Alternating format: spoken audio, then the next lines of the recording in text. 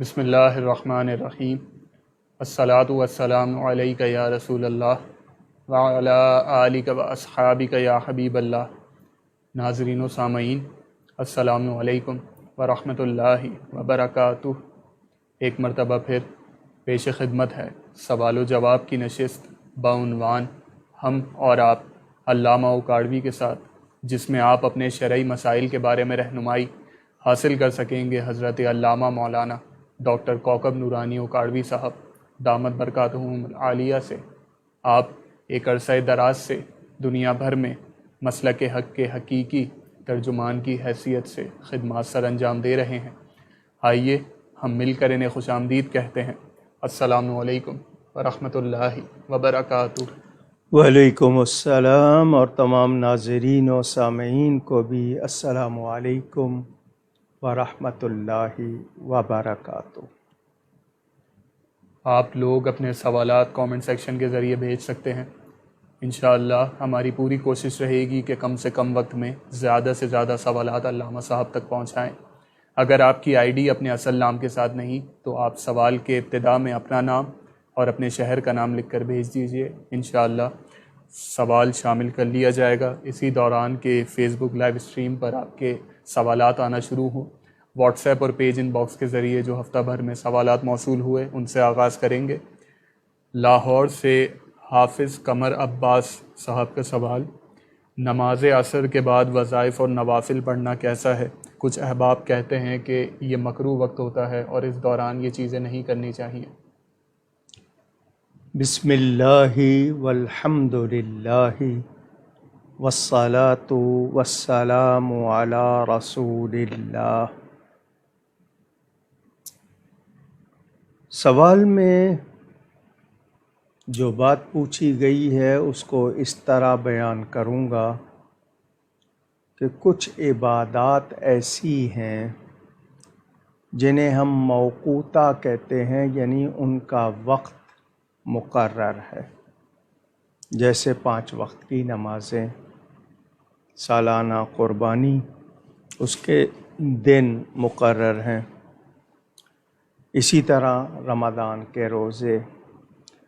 مگر کچھ عبادات ایسی ہیں جیسے دعا ہر وقت ہو سکتی ہے، سوائے اس حالت کے جس میں منع کیا گیا ہو۔ مکروہ کے معنی ناپسندیدہ۔ سجدہ 3 اوقات میں نفل سجدہ مکروہ ہے، فجر کی نماز پڑھنے کے بعد سورج نکلنے تک، زوال کے وقت، اور عصر کے بعد سورج غروب ہونے تک۔ مگر ان اوقات میں وظائف پڑھنا، قرآن کی تلاوت کرنا یا اسماء الہی، درود شریف، وظائف پڑھنا ہرگز منع نہیں ہے۔ کچھ لوگوں میں مشہور ہے عصر سے مغرب تک چپ کا روزہ۔ پرانے لوگ وہ کہتے تھے 2 وقت ملتے ہیں تو زبان سے غلط لفظ نہ نکلیں تو چپ، یعنی بات نہ کی جائے لیکن وظائف پڑھے جائیں۔ تو یاد رہے ان اوقات میں وظائف کا پڑھنا منع نہیں ہے۔ ان کا دوسرا سوال کہ نماز تہجد کے کل کتنے نوافل ہیں؟ کچھ لوگ کہتے ہیں کہ 2 سے شروع کیا جائے، پھر کچھ دن بعد 4، اور اسی طرح پھر تعداد بڑھاتے جائیں۔ جی، تہجد رات کو عشاء کے بعد آپ کو اونگ آ جائے، نیند آ جائے، اس کے بعد فجر سے پہلے اٹھ کر صبح صادق سے پہلے آپ جو نماز پڑھتے ہیں تہجد کہلاتی ہے، صلاۃ اللیل کہلاتی ہے۔ اس کی کم سے کم رکعتیں 2 ہیں، زیادہ سے زیادہ 12 ہیں۔ کبھی آپ نے 2 پڑھ لیں، کبھی آپ نے 4 پڑھ لیں، کبھی 8 پڑھ لیں۔ اگر آپ اس طرح کرتے ہیں کہ پہلے 2 پھر 4، پھر کم کیسے کریں گے؟ تو کم از کم 2 ضرور پڑھیے، کبھی 4 پڑھ لیں، طبیعت حاضر ہے 8 پڑھ لیں، پوری 12 پڑھ لیں۔ تو اس طرح کر لیں. باقی یہ کہ کم سے کم 2 نفل ہیں، وہ اگر پڑھ لیے تو تہجد ادا ہو جائے گی. محمد اعظم بیگ صاحب کا سوال، جنازہ خاموشی سے لے کر جانا چاہیے یا کلمہ شہادت پڑھتے ہوئے؟ بعض لوگ بآواز بلند کلمہ شہادت پڑھتے ہیں، یہ کیسا عمل ہے؟ کلمہ طیبہ، کلمہ شہادت، چوتھا کلمہ یا کوئی اور کلام جو ہو پڑھا جا سکتا ہے. باتیں نہیں کرنی چاہیے لوگ آپس میں، اور آج کل تو ٹیلی فون سنتے رہتے ہیں کیونکہ ہر ایک کے ہاتھ میں فون ہے. وہ نماز کے ٹائم بند نہیں کرتے تو جنازے میں کیا بند کریں گے؟ وہ موت کو یاد کرنے کا وقت ہے کہ آج اس کا جنازہ ہے، کل میرا ہو سکتا ہے. تو ہم دنیا کی باتیں یا غلط باتیں اس وقت نہ کریں. اس وقت کوئی کلام پڑھیں تو وہ بہت اچھی بات ہے. کویت سے آصف فاروقی صاحب کا سوال، اذان جمعہ کے بعد تجارت کرنا کیسا ہے؟ قرآن کریم میں سورہ جمعہ موجود ہے. 2 طرح پروناؤنس کیا جاتا ہے، جمعہ اور جمعہ، میم پر بھی پیش. تو قرآن میں جمعہ ہے، اس میں پورے احکام بیان ہوئے ہیں. تو اذان ہو گئی اذان ثانی، جو خطبے کی اذان ہوتی ہے، اس وقت سے لے کر نماز ہونے تک تو بالکل بھی کوئی کام نہیں کرنا چاہیے اس پر جس پر جمعہ فرض ہے. لوگ لاپرواہی کرتے ہیں، بہت بڑی خیر سے محروم ہوتے ہیں، بلکہ گناہ اپنے اوپر لے لیتے ہیں. تو جمعہ کا اہتمام کرنا چاہیے. بلکہ جمعہ کے وقت جس طرح گورنمنٹ نے بھی اعلان کیا کہ 12 بجے سے 3 بجے تک نہیں کوئی کام کیا جائے یا 1 بجے سے 3 بجے تک، لیکن لوگ پابندی نہیں کرتے. غیر اگر کوئی اس طرح روکیں آپ تو آپ ریلی نکالیں گے، احتجاج کریں گے. خود آپ کیا کر رہے ہیں اس پر آپ کو کوئی احساس نہیں ہے. تو جمعہ کا اہتمام کیجئے اور جمعے کی اذان کے بعد تجارت وغیرہ کام نہ کیجئے. بنارس انڈیا سے رضوان عارف صاحب کا سوال، یہ کہنا کیسا کہ معاذ اللہ حضرت ایوب علیہ السلام کے جسم مبارک پر معاذ اللہ کیڑے پڑ گئے تھے. کچھ خطباء تقریر میں یہ بات بڑی بے باکی سے کہتے ہیں.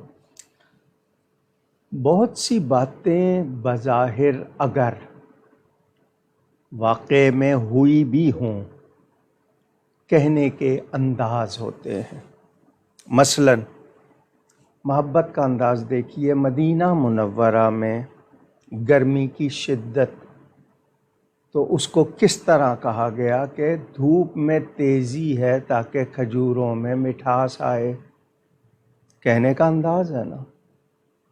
تو انداز ہوتے ہیں کہنے کے. اگر یہ بات بالفرض صحیح بھی ہے کہ آبلے پڑ گئے تھے یا اس میں کچھ، تو اس کو طریقے سے اس طرح بیان کیا جائے کہ وہ زیب بھی دے اور کراہت بھی نہ ہو اور طبیعت مقدر بھی نہ ہو.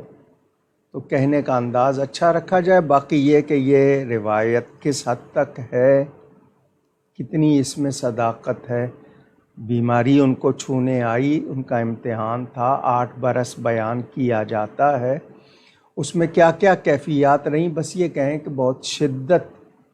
لازمی بات ہے انبیاء کا مقام جتنا ہے ان کے احوال کے مطابق بات ہوتی ہے. تو ہمیں ادب کا ملحوظ رکھنا چاہیے. مصور نیاز صاحب کا سوال کہ حضرت سیدنا علی المرتضیٰ کرم اللہ وجہہ الکریم کا مزار اقدس کہاں واقع ہے، اور یہ جو ان کے بارے میں کہا جاتا ہے کہ وصال کے بعد آپ کے جسم مبارک کو ایک گھوڑے پر رکھ دیا گیا اور وہ چل پڑا، اس بارے میں؟ گھوڑے کا نہیں، اونٹ کا ذکر ہے. میرے والد صاحب قبلہ نے اپنی کتاب سفینہ نوح حصہ اول میں اس کے بارے میں لکھ دیا. جو 2-3 روایتیں ہیں یہ اس وقت وہ جو بلوائی تھے، وہ لوگ جو فتنہ پرور تھے، ان سے چھپانے کے لیے یہ باتیں کی گئی ہیں. مزار شریف نجف اشرف میں مشہور ہے، اولیاء علماء سب وہاں جاتے ہیں. تو آپ کسی شک میں نہ پڑیں. بہرحال وہ جو روایتیں ہیں وہ اس وقت کس کیفیت، حالات، واقعات کے حوالے سے کہی گئی تھی، تو گھوڑے کا ذکر نہیں، اونٹ کا ذکر ہے۔ تاہم وہ روایت بھی والد صاحب قبلہ نے لکھی ہے، تفصیل وہاں دیکھ لیجئے گا، مختصراً میں نے آپ کو بتائی۔ ان کا دوسرا سوال کہ اسلامک رنگ ٹون لگانا کیسا ہے؟ جی، کوئی بھی رنگ ٹون ایسی نہ ہو جس میں آپ لفظ کٹے، مثلا اللہ، اب وہ پورا ادا نہیں ہوا اور آپ نے کاٹ دیا، تو ایسا نہ ہو۔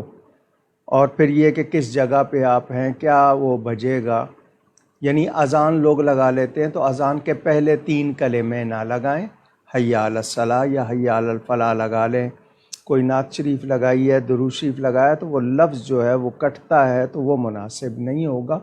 لیکن موسیقی سے بہتر ہے کوئی شعر، کوئی جملہ، کوئی اور اچھی چیز لگا لیں، لیکن خیال رہے کہ اس میں بھی کوئی ایسی بات نہ ہو جس پر اعتراض ہو۔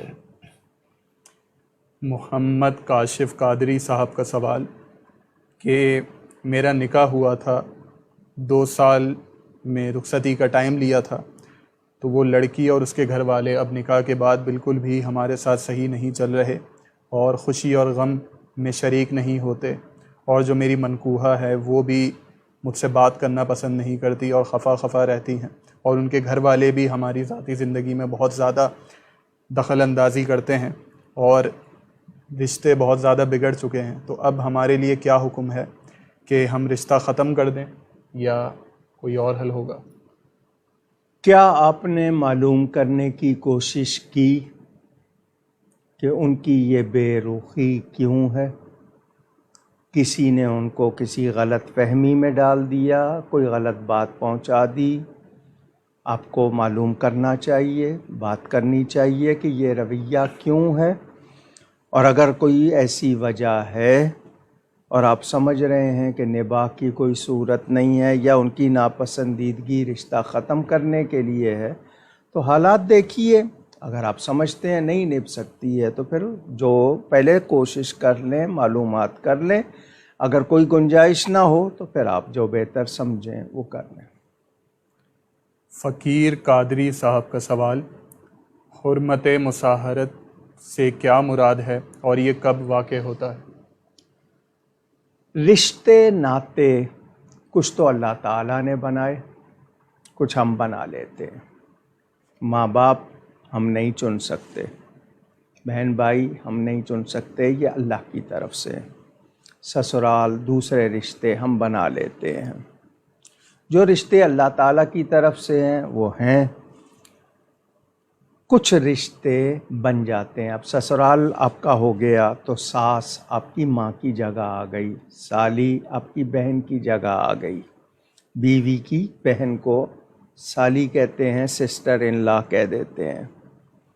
اسی طرح بھابھی ہے، بھائی کی بیوی ہے، یا دودھ کا رشتہ، رضاعت کا رشتہ ہو جائے، کوئی اور ہے، اس کے ماں باپ اور ہیں مگر آپ کی ماں کا دودھ اس نے پی لیا ہے اس مدت میں 2.5 سال کے اندر اندر، تو اب اس سے آپ کا وہ رشتہ ہو جاتا ہے جس کی وجہ سے آپ پر کچھ چیزیں جائز نہیں رہتی۔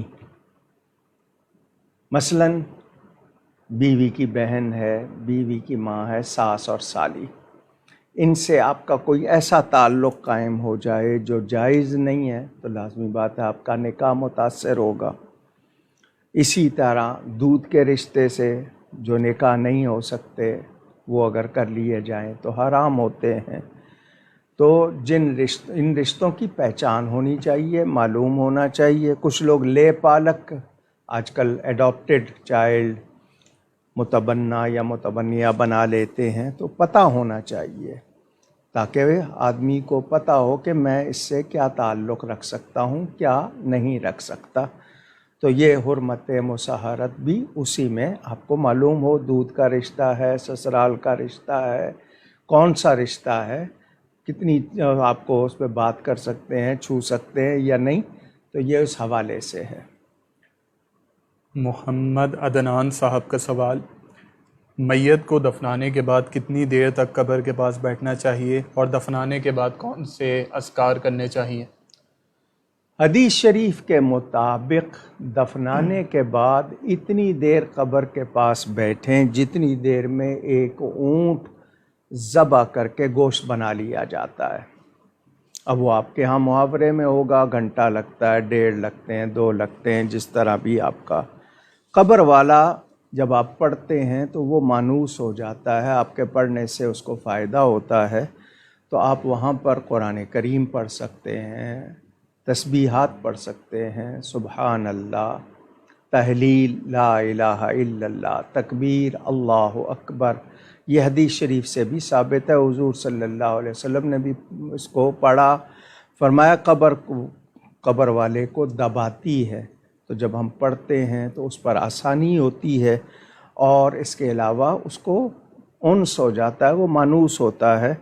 تو ہم لوگ کرتے کیا، خود آ جاتے ہیں، کسی کو کہہ دیتے ہیں بیٹھو تو اس کو پیسے دے دیں گے، تو پیسے دے کے پڑھوانے سے ثواب نہیں ہوتا، کیونکہ وہ پیسے کے لیے پڑھ رہا ہے۔ آپ خود پڑھیں، گھر کے کچھ افراد وہاں رہیں، کم از کم 1 گھنٹہ 1.5 گھنٹہ وہاں جتنا ہو سکے پڑھیں، زیادہ بیٹھ سکیں تو اور اچھی بات ہے۔ ان کا دوسرا سوال کہ کوئی شخص تجوید سیکھ رہا ہو تو جب تک وہ تجوید سیکھنے کے عمل میں ہو تو کیا اس وقت وہ قرآن پاک پڑھ سکتا ہے؟ آپ کوئی ایسی غلطی نہیں کر رہے کہ آپ یعنی اس طرح پڑھ رہے ہوں کہ معنی بدل رہا ہو، یعنی تلفظ پرونانسیشن ایسا ہو کہ معنی بدل رہا ہو، زیر زبر غلط پڑھ رہے ہوں جس سے معنی بگڑ رہا ہو، تو پھر تو آپ احتیاط کریں، اور اگر ایسا نہیں ہے تو آپ پڑھیں، جتنی دیر تجوید آتی جائے گی آپ رواں ہوتے جائیں گے انشاءاللہ۔ ان کا اگلا سوال کہ یورپ کے کئی شہروں میں سیوریج کے پانی کو صاف کر کے فلٹر کر کے دوبارہ استعمال کے قابل بنا دیتے ہیں، تو کیا اس پانی پر پاک ہونے کا حکم لگے گا؟ اگر اس میں کوئی بو نہیں ہے، اس کا رنگ نہیں بدلا ہے، اس کے ذائقے میں کوئی خرابی نہیں ہے تو درست ہوگا۔ 3 چیزیں بتائی ہیں میں نے، رنگ نہ بدلے، بو نہ آئے، ذائقہ خراب نہ ہو۔ یہ 3 چیزوں کو نوٹس کرنا ہوگا کہ کس پروسیس سے گزارا گیا ہے، اور ہمارے پاس جو ہم صاف پانی جس کو کہتے ہیں آتا ہے، اس میں کیا کچھ ہوتا ہے، وہاں کتنے جانور اس میں مرے ہوئے ہوتے ہیں، کیا کچھ ہوتا ہے، تو پانی کو ابالنا چاہیے۔ 70 ڈگری تک جب آپ ابال لیتے ہیں تو اس میں سے بیکٹیریاز ختم ہو جاتے ہیں، بو وغیرہ بھی ختم ہو جاتی ہے۔ تو یہ تسلی کر لیں کہ ذائقہ نہ بدلے، ذائقہ خراب نہ ہو، بو نہ ہو ایسی ناگوار، اور اس کا رنگ خراب نہ ہو، تو یہ تسلی کر لیں تو استعمال کر لیں۔ کنیز فاطمہ صاحبہ کا سوال، انا للہ و انا الیہ راجعون، اللہم اجرنی فی مصیبتی واخلف لی خیرا منہا، یہ بتا دیجئے کہ یہ دعا کتنی بار روزانہ پڑھیں کہ اس کی برکتیں نصیب ہو جائیں؟ جی 3 مرتبہ کم از کم ہر نماز کے بعد پڑھ لیں، زیادہ پڑھنا چاہیں آپ کی مرضی ہے، ورنہ دوسرے جو کلام جو زیادہ پڑھنے کو کہے گئے وہ پڑھیں۔ یہ ہر نماز کے بعد 3 دفعہ اگر آپ پڑھ لیں تو بہت ہے۔ فقیر قادری صاحب کا سوال، گرگٹ کو مارنا کیسا ہے اور کیا صرف جمعرات کے دن ہی مارا جائے گا؟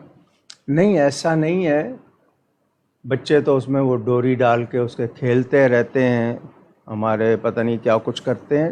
ایک شاٹ میں مارنا، یعنی اس کو کسی ایک ضرب میں، ضرب کا مطلب ایک چوٹ میں، ڈنڈے سے، جوتے سے، جس سے ماریں، ایک شاٹ میں ماریں تو آپ کو 100 نیکیاں ملتی ہیں۔ اگر آپ کو زیادہ مرتبہ اس کو مارنا پڑ رہا ہے تو وہ نیکیاں کم ہوتی جائیں گی۔ یہ اس آگ کو پھونک دے رہا تھا جو حضرت ابراہیم علیہ السلام کے لیے لگائی گئی تھی کہ یہ آگ بڑھے، تو اس کو مارنے پر ذکر ہے جس روایت میں، تو اگر ایک ہی بار میں اس کو آپ نے مار دیا تو 100 نیکیاں ملتی ہیں، لیکن بلا وجہ آپ ڈھونڈ کے نہیں وہ اس کی تلاش میں رہیں، اگر سامنے آ گیا یا ایسا ہوا تو آپ ماریں اس کو۔ شکیلہ فیاض صاحبہ کے سوالات کہ مدینہ پاک سے ایک بھائی روزانہ تہجد کے وقت فیس بک لائیو کے ذریعے زیارات کرواتے ہیں، تو کیا اس طرح بھی ہم سلام کرنے کے قابل ہو سکتے ہیں، یعنی ہماری حاضری ہو سکتی ہے؟ حاضری سے مراد وہ موجود ہونا وہاں پر وہ تو نہیں ہوگا، لیکن آپ تصور کر کے سلام کریں گے ان کو، یا آپ دعا کریں گے، فاتحہ خوانی کریں گے، اس کے لیے فاصلے کی شرط نہیں ہے۔ تصور سے میں یہاں سے بھی سلام کروں بزرگوں کو، اللہ کی عطا سے وہ سنتے ہیں، تو اصل چیز آپ کی نیت ہے اور حضوری ہے، یعنی آپ کا دل حاضر ہے وہاں پر، تو آپ کا سلام ہو جائے گا۔ آپ وہاں پر ان کے لیے کچھ کلمات کہیں گے، وہ اللہ کی عطا سے سن لیں گے، لیکن اس کو اس طرح کی حاضری نہیں کہیں گے کہ جیسے خود موجود ہو کر کی جاتی ہے، لیکن زیارت ہو جائے گی آپ کو۔ ان کا دوسرا سوال کہ جمعہ مبارک میں آپ کے خطبے سے پہلے کیا ظہر کی نماز ادا کر سکتی ہوں، خطبہ سن سکتی ہوں، یا خطبہ سننے کے بعد نماز ادا کروں؟ جب وقت ہو جائے، اذان اسی لیے دی جاتی ہے کہ وہ اعلان ہوتا ہے کہ وقت ہو گیا ہے۔ اگر آپ کو پتہ ہے کہ وقت ہونے کے 10 منٹ بعد آپ کے پاس چارٹ یا کارڈ موجود ہے اس علاقے کے حوالے سے، دعوت اسلامی والوں نے دنیا بھر کے لیے بنا دیے، اس کے علاوہ آپ کے علاقے میں تسلی بخش معلوم ہے، جب وقت ہو گیا تو خاتون کہ ہو سکتا ہے شوہر آ جائے گا، پھر میں کام میں لگ جاؤں گی، نماز نہیں پڑھ پاؤں گی، تو آپ وقت ہونے پر نماز پڑھ لیں۔ یا آپ کو پتہ ہے کہ اس کے بعد آپ نے کوئی ایسا کام کرنا ہے کہ آپ کو پوری توجہ چاہیے، تو وقت ہو گیا ہے تو نماز پڑھ لیجئے۔ وقت نہیں ہوا ہے تو وقت سے پہلے نماز نہیں ہوگی۔ انہوں نے اپنے تیسرے سوال میں یہ لکھا ہے کہ سنت غیر موقدہ کی آخری رکعت اگر پہلی سے ملانا بھول جائیں اور نماز مکمل کر لیں تو کیا دہرائی جائے گی؟ نہیں سمجھا میں سوال کو، پہلی سے ملانے کا کیا مطلب؟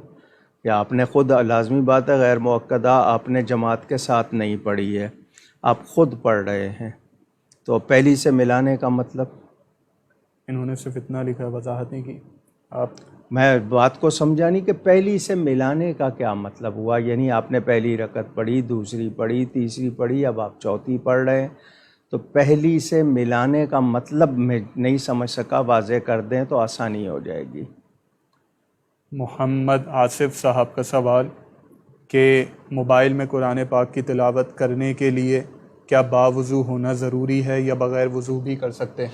اگر آپ کو جزوی طور پر کچھ آیتیں ایسے ہی دیکھ رہے ہیں، سامنے آ گئی ہیں، آپ نے پڑھ لی ہیں، وہ اور حکم ہے۔ آپ باقاعدہ تلاوت کرنا چاہتے ہیں تو وضو ضرور کیجئے۔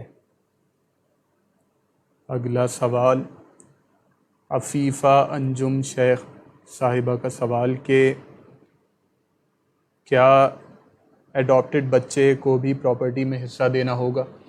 نہیں، آپ ویسے اخلاقی طور پر دیں، لیکن یہ کہ دوسروں کا حق نہ ماریں، تھوڑا بہت اگر آپ دیتے ہیں، لیکن اس کا حق وراثت میں نہیں ہے۔ عطاء الرحمن صاحب کا سوال اسلام کے بنیادی عقائد کون سے ہیں؟ جی، اللہ تعالیٰ کو وحدہ لا شریک اور معبود حقیقی کہ اس کے سوا کوئی عبادت کے لائق نہیں، اس کی ذات و صفات، اس کے نام و کاموں میں کسی کو اس کا کسی طرح شریک نہیں کیا جا سکتا۔ جو عقیدہ ہے کہ ہر چیز اللہ کی طرف سے ہے، خیر بھی اور شر بھی، اللہ کے فرشتوں کو ماننا، اس کی کتابوں کو ماننا، اس کے رسولوں کو ماننا، قیامت کو ماننا، موت کے بعد کی زندگی کو ماننا، نبی کریم صلی اللہ علیہ وسلم کو آخری نبی ماننا، اور جو اس میں بنیادی طور پر آپ ایمان مفصل پڑھتے ہیں وہ ہے، ایمان مجمل پڑھتے ہیں، پھر جتنے احکام ہیں جو قرآن سے ہیں، جو فرض ہیں، واجب ہیں، ان کو ماننا، اور اللہ تعالیٰ کے کسی حکم کو بھی یہ نہیں کہنا کہ میں نہیں مانتا، اس کے تمام احکام کو ماننا، جمیع احکامی ہی آ جاتا ہے نا، تمام اس کے احکام ماننا، نبی کریم صلی اللہ علیہ وسلم کے ارشادات کو جو احکام ہیں وہ بھی ماننا، تو یہ بنیادی طور پر ضروری ہے۔ غلام مصطفیٰ صاحب کا سوال کہ میرے دوست کی ایک لڑکی سے پسندیدگی تھی اور اس کی سوشل میڈیا وغیرہ پر بات ہوئی تھی اور دونوں کبھی ملے نہیں تھے، اور بعد میں انہوں نے فون پر ہی بغیر کسی گواہ کے نکاح کر لیا، اور بعد میں لڑکی نے خوف کی وجہ سے اپنے گھر والوں کو نہیں بتایا، لیکن بعد میں اس لڑکی کے گھر والوں نے اس لڑکی کا کہیں اور نکاح کر دیا۔ تو اب میرا سوال یہ ہے کہ میرا دوست پوچھ رہا ہے کہ لڑکی کا نکاح پہ تو نکاح نہیں ہو سکتا، تو اب اس پر کیا حکم ہوگا؟ فون پر نکاح ہوتا نہیں ہے، بغیر گواہوں کے نکاح نہیں ہوتا ہے۔ کیا اس نکاح کے بعد یہ دونوں نے میاں بیوی کی طرح علیحدگی اختیار کی؟ کیا دو گواہ بنائے؟ اگر نہیں بنائے تھے تو وہ نکاح جس کو ٹیلی فون پہ کہہ رہے ہیں بغیر گواہوں کے، وہ نہیں قائم ہوا تھا، اور اگر انہوں نے علیحدگی کی تو وہ حرام کی تھی۔ یہ بات تسلی کر لیں پہلے۔ کیا اس کے بعد کسی کو بتا کر گواہ کیا، کو دو افراد کو گواہ کیا کہ ہم میاں بیوی ہیں؟ اگر ایسا کیا ہے تو پھر تو نکاح کی صحت کو بات جائے گی، ورنہ وہ نکاح نہیں تھا۔ صہیب الرحمن صاحب کا سوال کہ والدین، اساتذہ، علماء وغیرہ کے قدموں پر ہاتھ لگا کر چومنا کیسا؟ اکثر لوگ کہتے ہیں کہ یہ ہندو مذہب کا طریقہ ہے، رہنمائی فرما دیجیے۔ دست بوسی، قدم بوسی، پیشانی کو چومنا، یہ ثابت ہے احادیث سے۔ صحابہ کرام نبی پاک صلی اللہ علیہ وسلم کے ہاتھ بھی چومتے تھے، پاؤں بھی چومتے تھے۔ حضرت علی کرم اللہ تعالی وجہ الکریم حضرت عباس کے ہاتھ بھی چومتے تھے، پاؤں بھی چومتے تھے۔ درجہ حضرت علی کا زیادہ، مگر چونکہ وہ نبی پاک کے چچا تھے حضرت عباس، تو اس وجہ سے سادات کرام کی قدم بوسی یا دست بوسی، یا علماء کی، ماں باپ کی، اگر کوئی بڑے بھائی ہیں، بہن ہیں، ان کی کوئی دست بوسی، قدم بوسی، پیشانی کو چومنا، یہ بالکل درست ہے۔ یہ جو ہندوؤں کا طریقہ ہے یہ اور ہے، وہ جھک کے ملتے ہیں۔ ہمارے ہاں رکوع تک جھکنا، صرف جھکنے کی نیت سے۔ اب مثال کے طور پر پاؤں چومنے کی نیت سے جھکا ہے تو مقصد جھکنا نہیں ہے، پاؤں چومنا ہے۔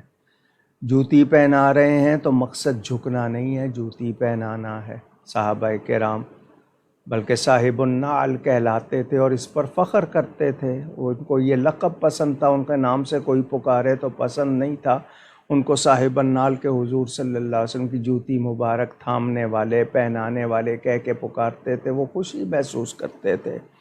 تو ذہن میں رہے، ماں باپ کی، مشائخ کی، اولیاء کی، یا اللہ والوں کی، بڑوں کی دست بوسی یا قدم بوسی بالکل محبت سے کی جاتی ہے، اور یہ ہرگز کوئی ہندوؤں کا طریقہ نہیں ہے۔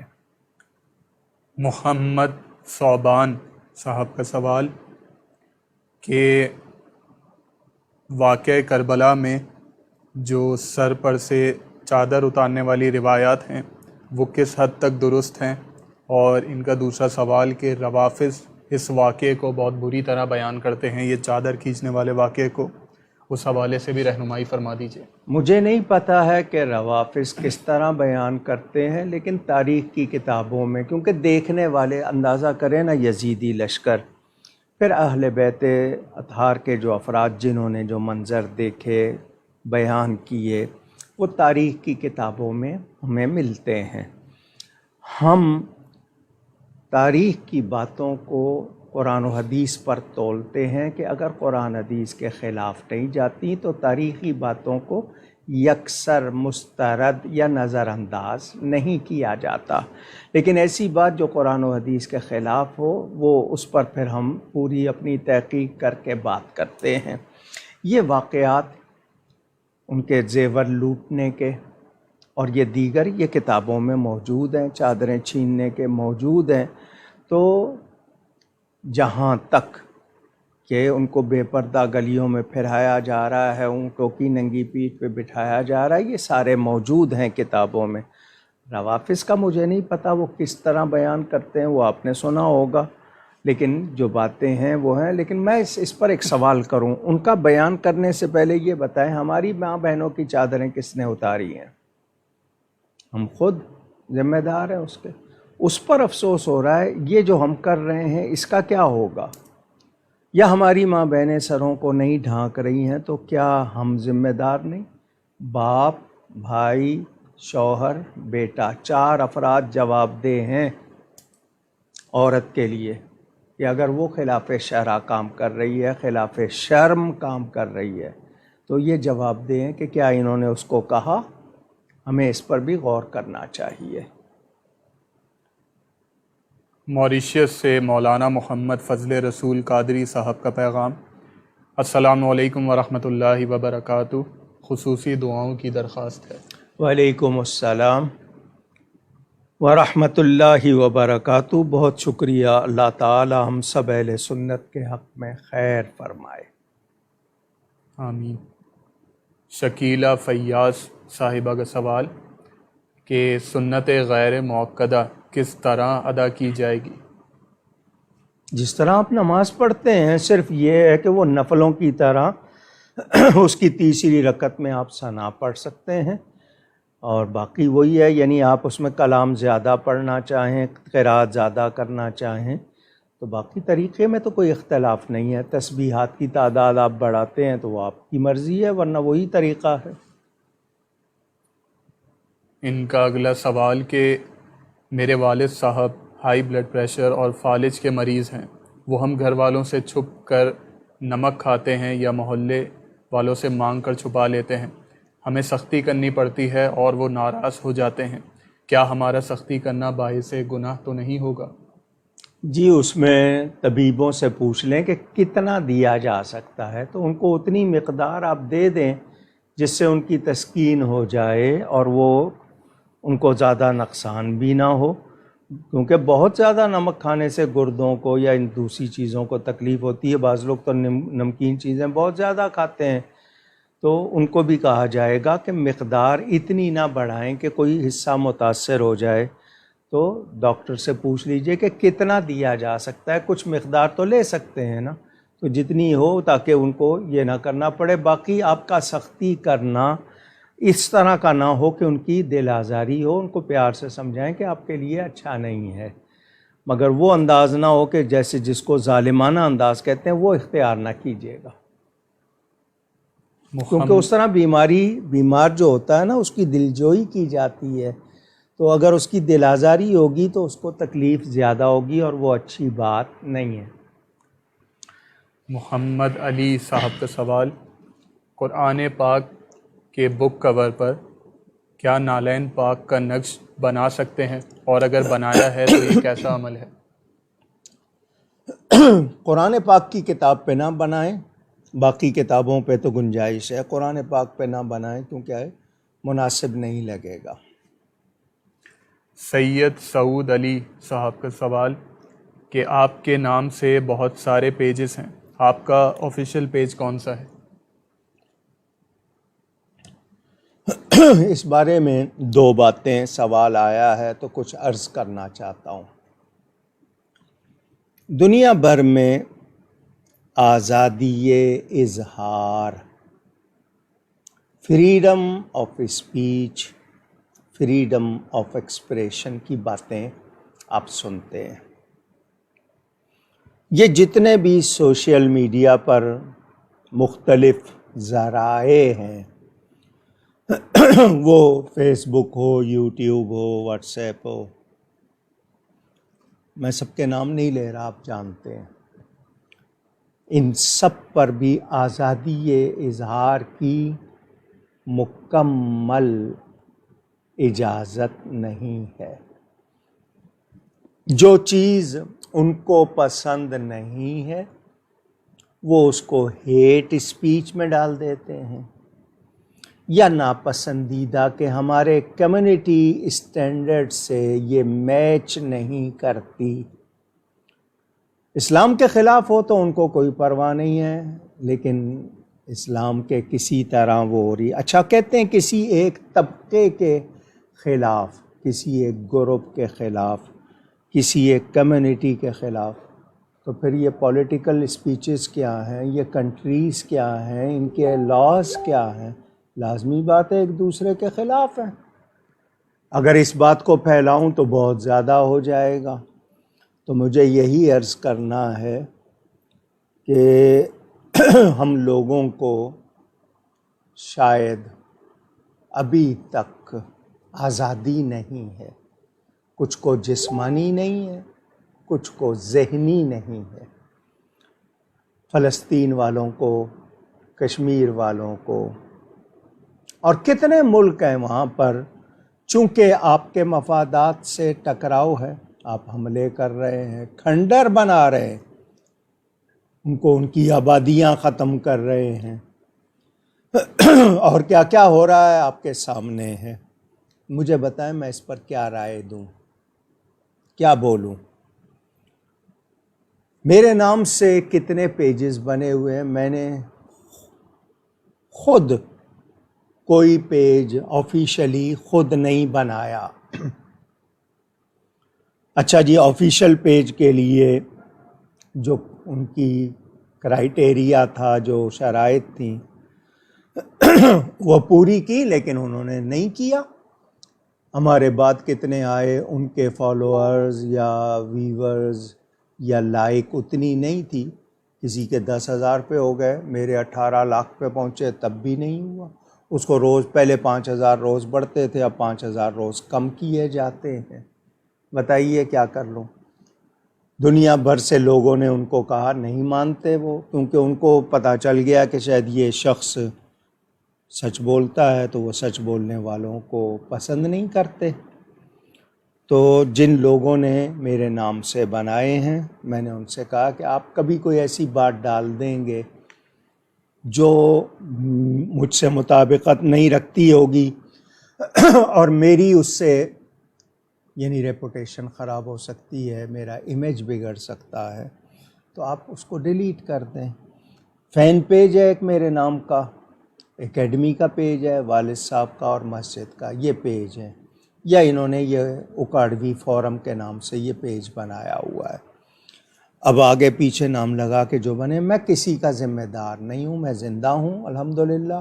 کوئی بات کسی پیج پہ آئے آپ کنفرم کر لیجئے، کوئی بات ایسی لگے کہ آپ کہیں کہ یہ اس کی نہیں ہو سکتی، تو آپ بغیر تحقیق کے اس کو تسلیم نہ کیجئے گا۔ ممبئی انڈیا سے آصف خان صاحب کا سوال، مچھروں کو مارنے کے لیے جو ریکٹ کا استعمال کیا جاتا ہے کیا وہ درست ہے؟ اگر وہ صرف یہ کہ تڑپا کے نہیں مارتا، صرف مارتا ہے، پھر کوئی حرج نہیں ہے، لیکن یہ کہ اگر وہ تکلیف دے کے مارتا ہے تو پھر وہ غلط ہوگا۔ اگر صرف یہ کہ اس کے قریب جانے سے مچھر خود بخود مر جائے، اس کو وہ تڑپنے کی کیفیت وہ نہ بنے، کیوں کہتے ہیں جس کو ماریں اتنا کہ اذیت نہ دیں، تو وہ والی بات ہونی چاہیے۔ ان کا دوسرا سوال کہ با جماعت نماز میں اگر پہلی صف میں سے کوئی چلا جائے تو کیا پیچھے کھڑا شخص آگے بڑھ سکتا ہے یا وہیں کھڑا رہ کر نماز ادا کرے؟ نہیں سمجھا، مطلب اگلی صف پوری ہو گئی ہے؟ اگلی صف میں سے کوئی چلا گیا نکل کے دوران نماز، ہاں تو اگر جگہ خالی ہے تو 2 قدم بڑھا کے آگے اس کو نماز میں پورا کر سکتے ہیں، صرف 2 قدم، تیسرا نہیں، بڑے بڑے 2 قدم اٹھا لے اور اس کو پورا کر لے۔ اور اگر نہیں کر پاتا ہے ایسی صورت میں تو تب بھی نماز ہو جائے گی، کیونکہ وہ نکلا ہے اور یہ ایسی حالت میں مثلا رکوع میں ہے یا بیٹھے ہوئے ہیں، نہیں ہو سکتا ہے، تو اس میں کوشش نہ کرے، آسانی سے ہو جائے تو وہ اس کو بھر لے۔ نواب شاہ سے ہنا صاحبہ کا سوال، نماز میں بہت وسوسے آتے ہیں، وسوسوں سے بچنے کے لیے کیا کیا جائے؟ توجہ سے پڑھیں، وسوسے آنا بری بات نہیں ہے، وسوسوں میں لگ جانا یہ بری بات ہے۔ وسوسے آنے کا مطلب شیطان نہیں چاہتا کہ آپ وہ کام کرتے رہیں، تو آپ توجہ سے پڑھیں، اکیلے پڑھ رہے ہیں تھوڑا آواز کے ساتھ پڑھ لیں، وسوسہ ہٹ جائے گا، لیکن آپ اس میں مزہ لینے لگ جائیں گے تو پھر وہ بڑھ جائے گا۔ وضو صفائی سے کیجئے، اپنے لباس کو پاک رکھیے، زبان کو غلط جملوں سے بچائیے، وسوسے ہماری غلط کاریاں بھی ہوتی ہیں تو بچنا چاہیے، لیکن وسوسہ آنا بری بات نہیں، وسوسے میں لگ جانا یہ برا ہے۔ فہیم صاحب کا سوال کہ میں نے پلاٹ لیا تھا ایڈوانس پیمنٹ کر کے، لیکن جس سے پلاٹ لیا تھا اب وہ پیسے کھا گیا اور پیسے واپس کر بھی نہیں رہا، تو کوئی ایسا عمل بتا دیجئے جس سے پیسے واپس مل جائیں۔ جی یہ آج کل ہمارے معاشرے کا تقریباً خاصا حصہ متاثر ہے لوگوں کا اس بات سے، قرض لینا ہو تو کیا کیفیت ہوتی ہے، اور بعض میں بھکاری بن کے مانگ رہے ہوتے ہیں اور اگلا دیتا نہیں ہے، جبکہ اس کے پاس گنجائش بھی ہوتی ہے۔ تو یاد رہے، آپ نے کسی کے قرض کو واپس نہیں کیا تو شہید جو اللہ کی راہ میں جان دیتا ہے اس کے سارے گناہ معاف ہو جاتے ہیں، قرض اس کو بھی معاف نہیں ہوتا۔ اگر آپ نے کسی کے 2-3 پیسے مارے ہوئے ہیں تو قیامت کے دن آپ کو دینے پڑیں گے، آپ کے پاس ہوں گے نہیں تو آپ سے 700 نمازیں لی جائیں گی۔ نمازیں نہیں ہوں گی، دوسری نیکیاں دیں گے، نیکیاں نہیں ہوں گی تو اس کے گناہ خود پر لیں گے، اور یہ چیز آپ کو قبر میں بھی اور حشر میں بھی تڑپائے گی، تکلیف دے گی۔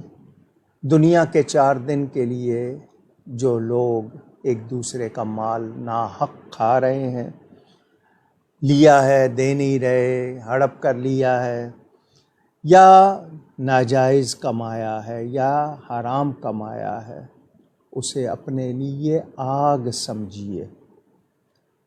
آپ کہتے ہیں نا کم میں گزارا کر لیں مگر یہ آگ نہ لیں۔ اگر آپ یہ آگ بھریں گے یہ قیامت تک آپ کا پیچھا کرے گی اور وہاں بھی آپ اس سے چھٹکارا نہیں پا سکتے۔ ذہن میں رہے، وراثت میں مار لیتے ہیں، حصے میں مار لیتے ہیں، قرض میں مار لیتے ہیں، اور پھر برکتیں اٹھتی ہیں، ناچاکیاں ہوتی ہیں، پھر کتنی اور بلائیں آتی ہیں۔ تو جو نہیں دے رہا ہے وہ بہت برا کر رہا ہے۔ آپ نماز حاجت پڑھیں، آپ درود استغاثہ پڑھیں، اللہ تعالیٰ کرم کرے اور وہ شخص جس نے لیے ہیں وہ آپ کو ادا کر دے۔ اللہ کے اسماء حسنہ بھی پڑھ سکتے ہیں آپ، درود استغاثہ پڑھیں، نماز حاجت پڑھیں۔ سمیر خان صاحب کا سوال، عقائد کا علم گہرائی سے حاصل کرنے کے لیے کون سی کتب کا مطالعہ کیا جائے؟ پہلی بات یہ کہ آپ کو کتاب کی عبارت صحیح طرح سمجھنی آتی ہے تو بہت اچھی بات ہے، کیونکہ عبارت فہمی میں بھی ہم سے کوتاہی غلطی ہو جاتی ہے۔ اب لکھا ہے قراءت ہلکے پڑھنی ہے اور ہم نے پڑھ لیا قراءت ہل کے پڑھنی ہے۔ ہلکے اور ہل کے زیر زبر کی غلطی سے معنی کہاں چلا جائے گا؟ تو عبارت فہمی آتی ہو تو تکمیل الایمان شیخ محقق شاہ عبدالحق محدث دہلوی کی بڑی مشہور کتاب ہے۔ اس کے علاوہ حضرت مولانا خلیل احمد صاحب برکاتی کی ہمارا اسلام اور علم العقائد ہمارے عقائد علماء اہل سنت کی متعدد کتابیں اردو میں ہیں۔ تو اگر آپ صحیح طرح پڑھ سکتے ہیں، جو بات سمجھ نہ آئے عالم سے پوچھ لیجئے گا، یہ کتابیں آپ کو سنی کتب خانوں سے مل جائیں گی۔ محمد اعظم بیگ صاحب کا سوال، نعت خوانوں پر پیسے لٹانا محفل میں یہ کیسا عمل ہے؟ جی دکھاوے کے طور پر کرنا تو بالکل بھی جائز نہیں ہے۔ ہمارے ہاں ہوتا ہے تو نے 100 پھینکے میں 1000 پھینکوں گا، تو نے 10 کا نوٹ میں 20 کا پھینکوں گا۔ یہ دکھاوے کے طور پر زیادہ ہوتا ہے، اور جس انداز سے ہوتا ہے وہ غلط ہے۔ ویسے طریقہ اصل بہتر تو یہ ہے کہ جا کے پیش کر دیا جائے، یا ان کے قریب رکھ دیا جائے، یا کوئی بزرگ ہوں ان کو دے دیا جائے اور آگے ہو جائے۔ اور اگر ویسے بھی وہ پھیلائے ہیں کسی نے وہ رکھے ہیں تو اس میں وہ انداز نہ ہو جسے کسی اور سے مشابہت ہو جائے، تو وہ والی چیز نہ ہو، اور دکھاوے کے طور پر ہیں تو پھر بالکل غلط ہے، وہ نمائش ہے آپ کی۔ اور پھر کچھ لوگ اسی پہ وار کے اسی کو دے رہے ہیں، تو اسی پہ وار کے اس کو دینے کا کیا مطلب ہوا؟ کچھ عجیب سی صورت ہو جاتی ہے۔ اس کے اچھے طریقے بھی ہیں، وہ کر لیے جائیں تو زیادہ بہتر ہے۔ سویڈن سے سعدیہ مغل صاحبہ کا سوال، کیا قرآن کریم ہر وقت ترتیب سے ہی پڑھنا چاہیے، یعنی کہ سورہ یاسین پہلے اور سورہ ملک بعد میں؟ رہنمائی فرما دیں۔ اگر آپ کا وظیفہ ہے، صبح آپ نے یاسین پڑھی ہے، رات کو ملک پڑھی ہے، کوئی حرج نہیں، اور ویسے قرآن کریم کو پڑھ رہے ہیں تو ترتیب سے بھی پڑھتے رہیں۔ اور یہ اگر کوئی صورت آپ نے آگے پیچھے کر لی ہے تو اس کا مقصد ترتیب بدلنا نہیں ہوگا۔ آپ کو یاد آئی یہ بھی پڑھنی ہے، آپ نے وہ بھی پڑھ لی، لیکن ویسے پڑھیں تو جب ترتیب سے پڑھ رہے ہیں تو پھر ترتیب نہ بدلیں۔ سید ریحان صاحب کا سوال، کھانے کے دوران سلام کرنا اور جواب دینا کیسا عمل ہے؟ منع کیا گیا ہے کہ کھانے والے کو سلام نہ کیا جائے، ہو سکتا ہے منہ میں اس کے لقمہ ہے، جواب دینے میں لقمہ پھنس جائے، پھندا لگ جائے اور کوئی اور کیسی، تو اس منع کیا گیا ہے۔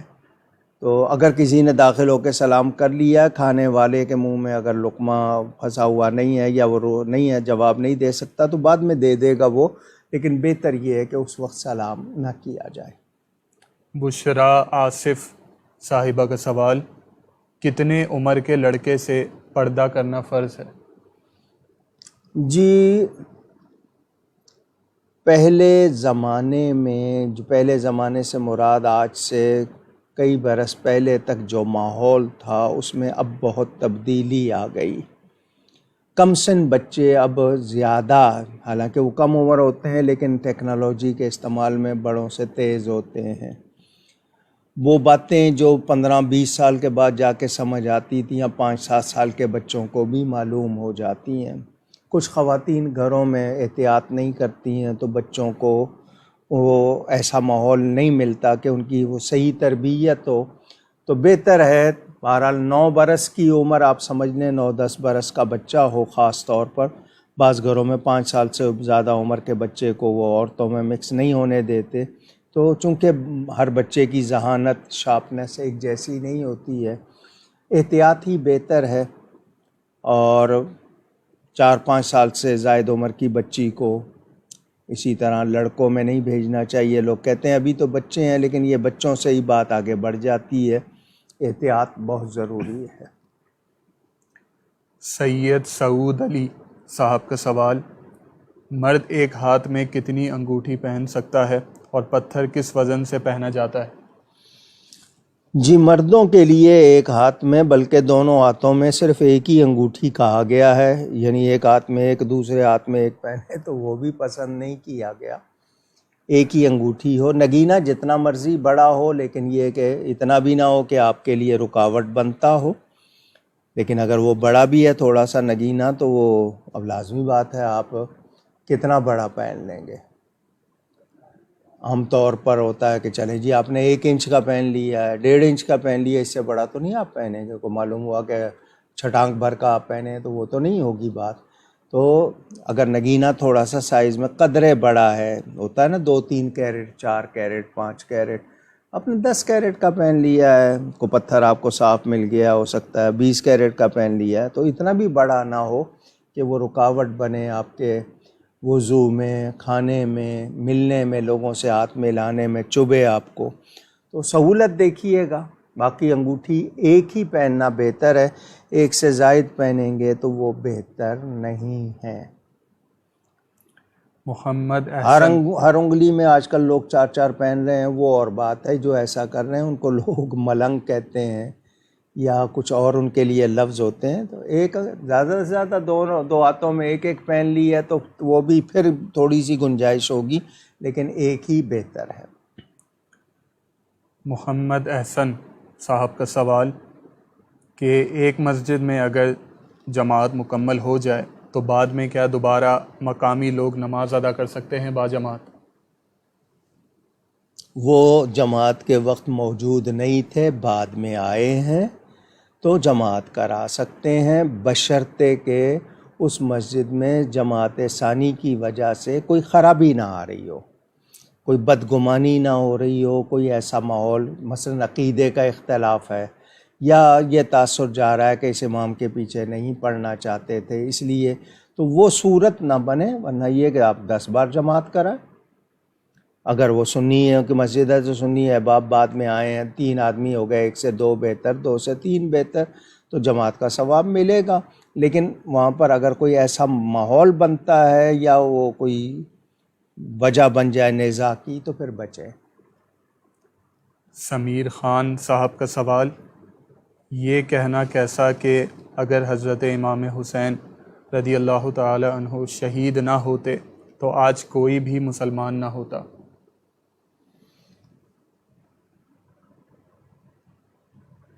میں اس جملے کو جس طرح بیان کیا گیا ہے بعین ہی من وعن درست نہیں کہوں گا۔ انہوں نے تقوی اور حق کی بقا کے لیے قربانی دی تو یہ کہوں کہ انہوں نے دین کو اس کی اصل پر باقی رکھنے کے لیے قربانی دی، یہ بہت اچھی بات ہے۔ لیکن یہ کہ وہ کوئی مسلمان نہ ہوتا، یہ جملہ ذرا شدید ہے، یہ بعین ہی من وعن میں اس کو درست قرار نہیں دے سکتا۔ سیدنا امام حسین رضی اللہ تعالی عنہ نے باطل کے پنپنے کی راہیں مسدود کر دیں، یعنی مسدود کا مطلب روک دیں۔ اب یزیدیت کا جو ایک لیبل بن گیا کہ یزیدیت کیا ہے، تقوی کے خلاف یا حق کے خلاف، اس کے لیے اسوہ حسینی سد راہ ہو گیا، یعنی راہ روکنے والا ہو گیا۔ امام حق کی پہچان بن گئے، یزید باطل کی پہچان بن گیا۔ تو امام علی مقام کو قتل کرنے والے تو وہ لوگ تھے نا جو پڑھ رہے تھے اللہم صلی علی سیدنا محمد وعلی آل سیدنا محمد، درود پڑھنے والے، وہ بھی تو نماز پڑھتے تھے، وہ بھی تو دعا کرتے تھے، وہ بھی اپنے آپ کو مسلمان کہتے تھے، مگر کس طرح کی مسلمانی تھی ان کی، وہ کیسے مسلمان تھے؟ تو سچی مسلمان جو ہیں کہ اسلام کی سچائی کو برقرار رکھا، دین حق کے اصولوں کی پاسداری کی، لیکن یہ کہنا کہ کوئی مسلمان نہ ہوتا تو یہ ذرا بڑی بات ہے، بعین ہی ان لفظوں میں درست نہیں۔ محمد افضل صاحب کا سوال، کیا صدقہ نافلہ کافر کو دے سکتے ہیں؟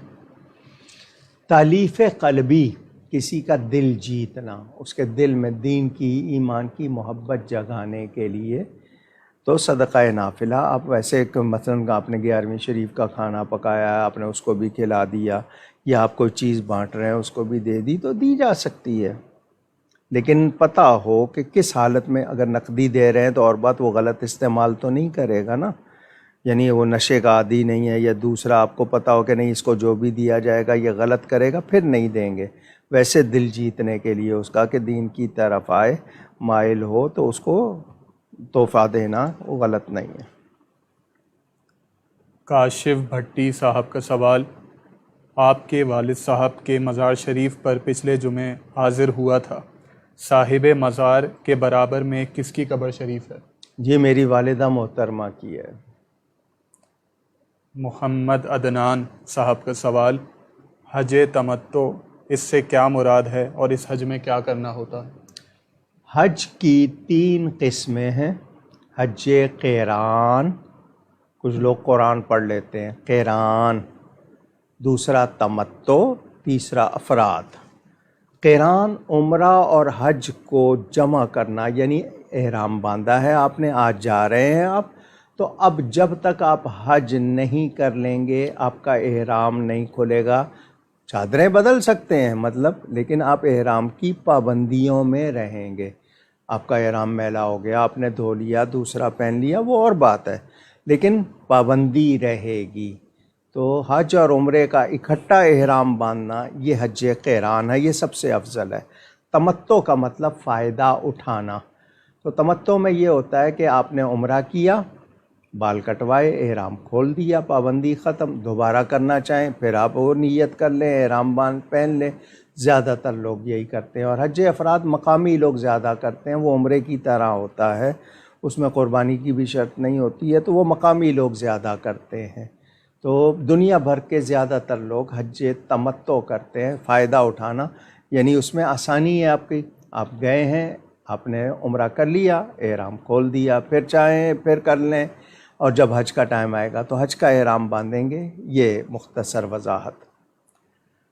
سمیر خان صاحب کا سوال کہ بہار شریعت کا مطالعہ کرتے ہوئے اگر فقہی عبارات ایک عام بندے ہونے کی حیثیت سے سمجھ نہ آتی ہوں تو اب کیا کیا جائے، اس میں آپ کی کیا رائے ہے؟ جی، آپ کے قریب مسجد ہوگی، مدرسہ ہوگا، جو بات سمجھ نہیں آتی ہے جا کے پوچھ لیں، کیونکہ فقیہ کی جمع ہے، فقیہ کہتے ہیں سمجھدار کو، دین کی سمجھ والے کو. تو وہ ٹرمز یوز کرتے ہیں، اصطلاحات. اب کون تابع ہے، کون متبوع ہے، کون سابق ہے، کون مسبوق ہے، آپ کو یہ لفظ ملتے ہوں گے، فاعل اور مفعول. تو آپ کو شبہ ہوتا ہوگا. تو یہ یا تو سیکھ لیجئے، ورنہ قریب میں کوئی عالم ہوگا، جائیے اس کو کہیے مجھے سمجھا دے. تو کس لیے ہے؟ پھر آپ کہتے ہیں جی سکھاتے نہیں، تو آپ سیکھنے جائیں گے تو سکھائیں گے نا. تو قریب میں مسجد ہو، وہاں جائیں، جا کے ان سے کہیں مجھے یہ بات سمجھ نہیں آئی، سمجھا دیں. وہ عالم ہوگا، آپ کو سمجھا دے گا. محمد عدنان صاحب کا سوال، مسجد میں چندہ دیتے وقت ایصال ثواب کی نیت کی جا سکتی ہے؟ جی بالکل کی جا سکتی ہے. میں اپنے والدین کی طرف سے دے رہا ہوں، یا اس کا ثواب والدین کو پہنچے یا فلاں بزرگ کو پہنچے، بہت اچھی بات ہے. آپ کو بھی ثواب ملے گا، جس کے ثواب کی نیت سے دیں گے اس کو بھی ثواب ملے گا. عبید الرحمن صاحب کا سوال، مطلبی رشتہ داروں سے کیا تعلق ختم کیا جا سکتا ہے؟ یہ آپ کا بھی تو مطلب واضح ہو رہا ہے کہ آپ کا کوئی مطلب ان سے پورا نہیں ہو رہا، تو آپ ان کو مطلبی کہہ رہے ہیں. اگر وہ آپ کے ساتھ صحیح ہوں، آپ کے مطلب پہ پورے اترتے ہوں، تو دنیا مطلب کی ہے.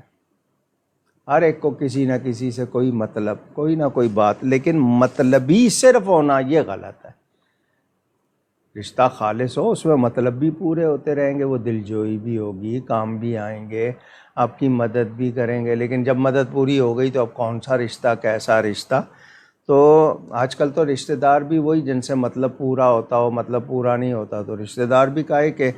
اور ہر ایک کا اپنا اپنا مطلب، جو جس کی ڈیمانڈ ہو. تو یہ ہمارے معاشرے میں آ گیا، یعنی سچائی اور خلوص، پیورٹی اور سنسیئرٹی ختم ہو گئی. اب ہم رسمی مسکراتے بھی کسی کے لیے ہیں، کسی کے لیے نہیں.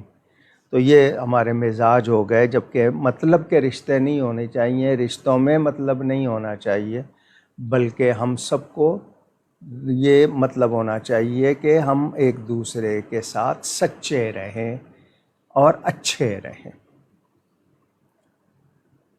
عدنان صاحب کا سوال، کیا حضرت امام حسن رضی اللہ تعالی عنہ کے شہزادے حضرت امام حسن مثنیٰ رضی اللہ تعالی عنہ بھی کربلا میں موجود تھے؟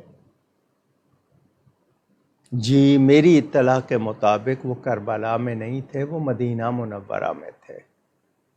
میری یادداشت کے مطابق جو نام آتے ہیں سامنے وہ وہاں نہیں تھے، بلکہ مدینہ منورہ میں امام عالی مقام سیدنا حسین کی بڑی شہزادی حضرت فاطمہ صغریٰ سے ان کا نکاح ہوا تھا، تو وہ مدینہ منورہ میں تھے. آصف اشفاق صاحب کا سوال، قرآن پاک میں پینسل سے نشان لگانا کیسا ہے؟ ضرورت کے تحت اگر کوئی آپ نے اس میں چیز لگائی کہ یہاں تک پڑھ لیا ہے، وہ کوئی ایسا نشان نہ ہو جو غلط ہو، صرف نشان اس طور پہ، یا کوئی اپنی آپ نے آیت کہ یہ آیت مجھے جو ہے فلاں وظیفے کے لیے اشارے کے طور پر سائڈ پہ لکھ لیا ہے، لیکن کسی حروف کو مٹانا نہیں، بگاڑنا نہیں، کوئی حرج نہیں. سمیر خان صاحب کا سوال کہ ایک شخص جو کہ درس نظامی یا تخصص کی راہ پر نہ ہو اور دنیاوی علم حاصل کرتا ہو، تو دینی علم حاصل کرنے کے لیے کیا ترتیب ہونی چاہیے عقائد اور فرض علوم کے حوالے سے؟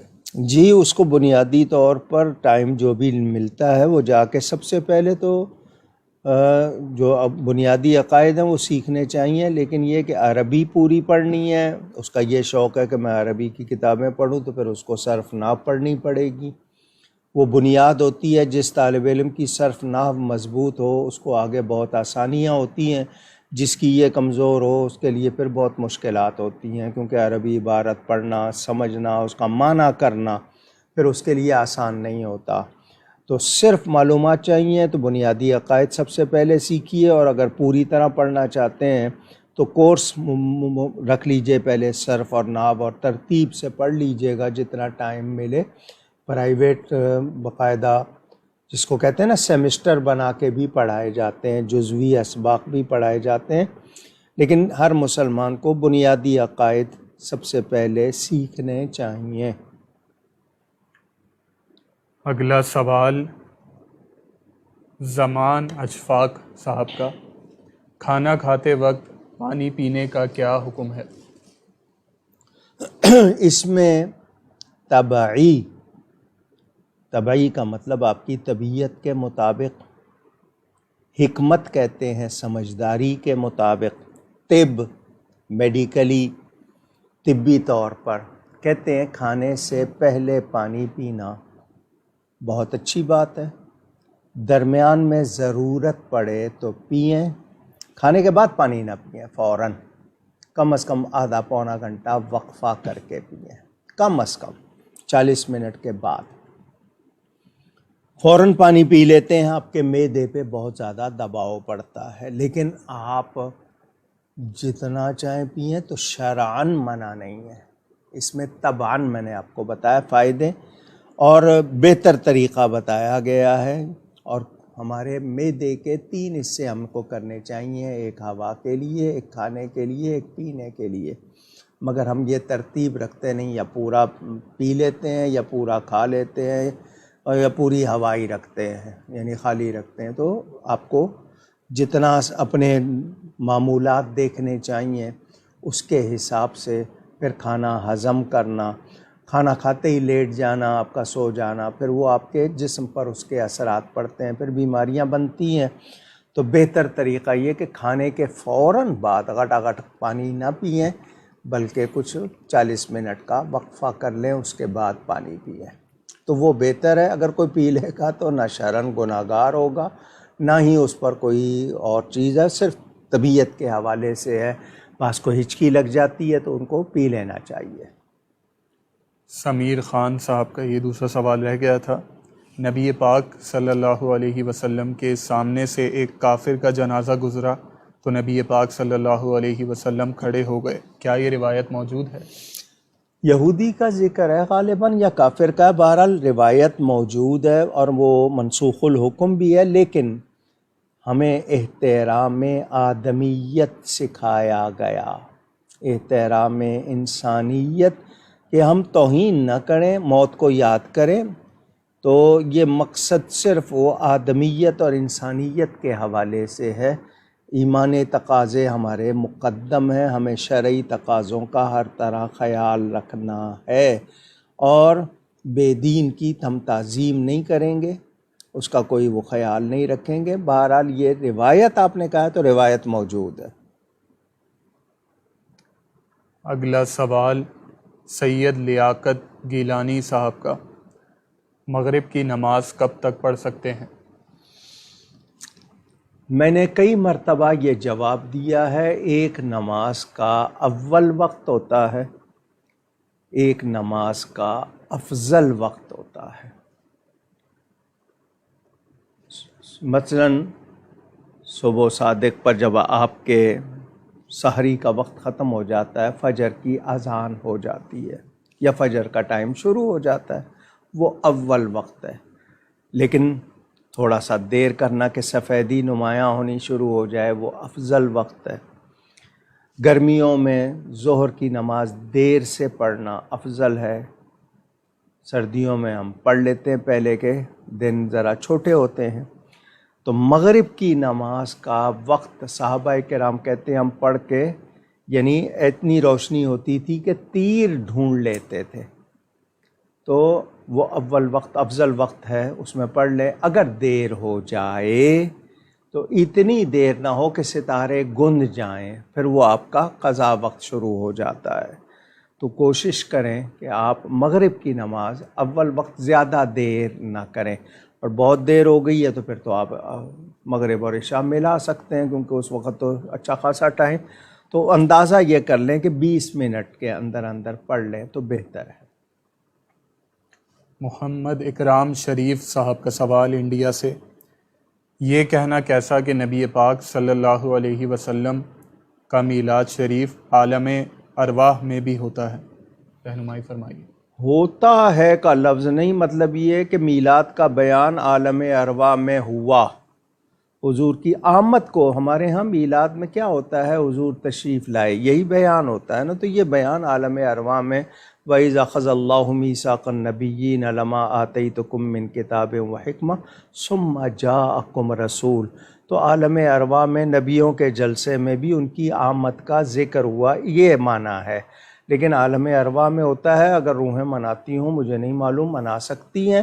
اور ذکر مصطفیٰ کائنات میں ہر وقت ہو رہا ہے، بے شک. نماز میں ہو رہا ہے، اذان میں ہو رہا ہے. کون سا لمحہ ہے جو اذان سے خالی ہے کائنات میں یا نماز سے خالی ہے؟ تو ذکر پاک ہو رہا ہے صلی اللہ علیہ صلی وسلم. اللہ علیہ وسلم.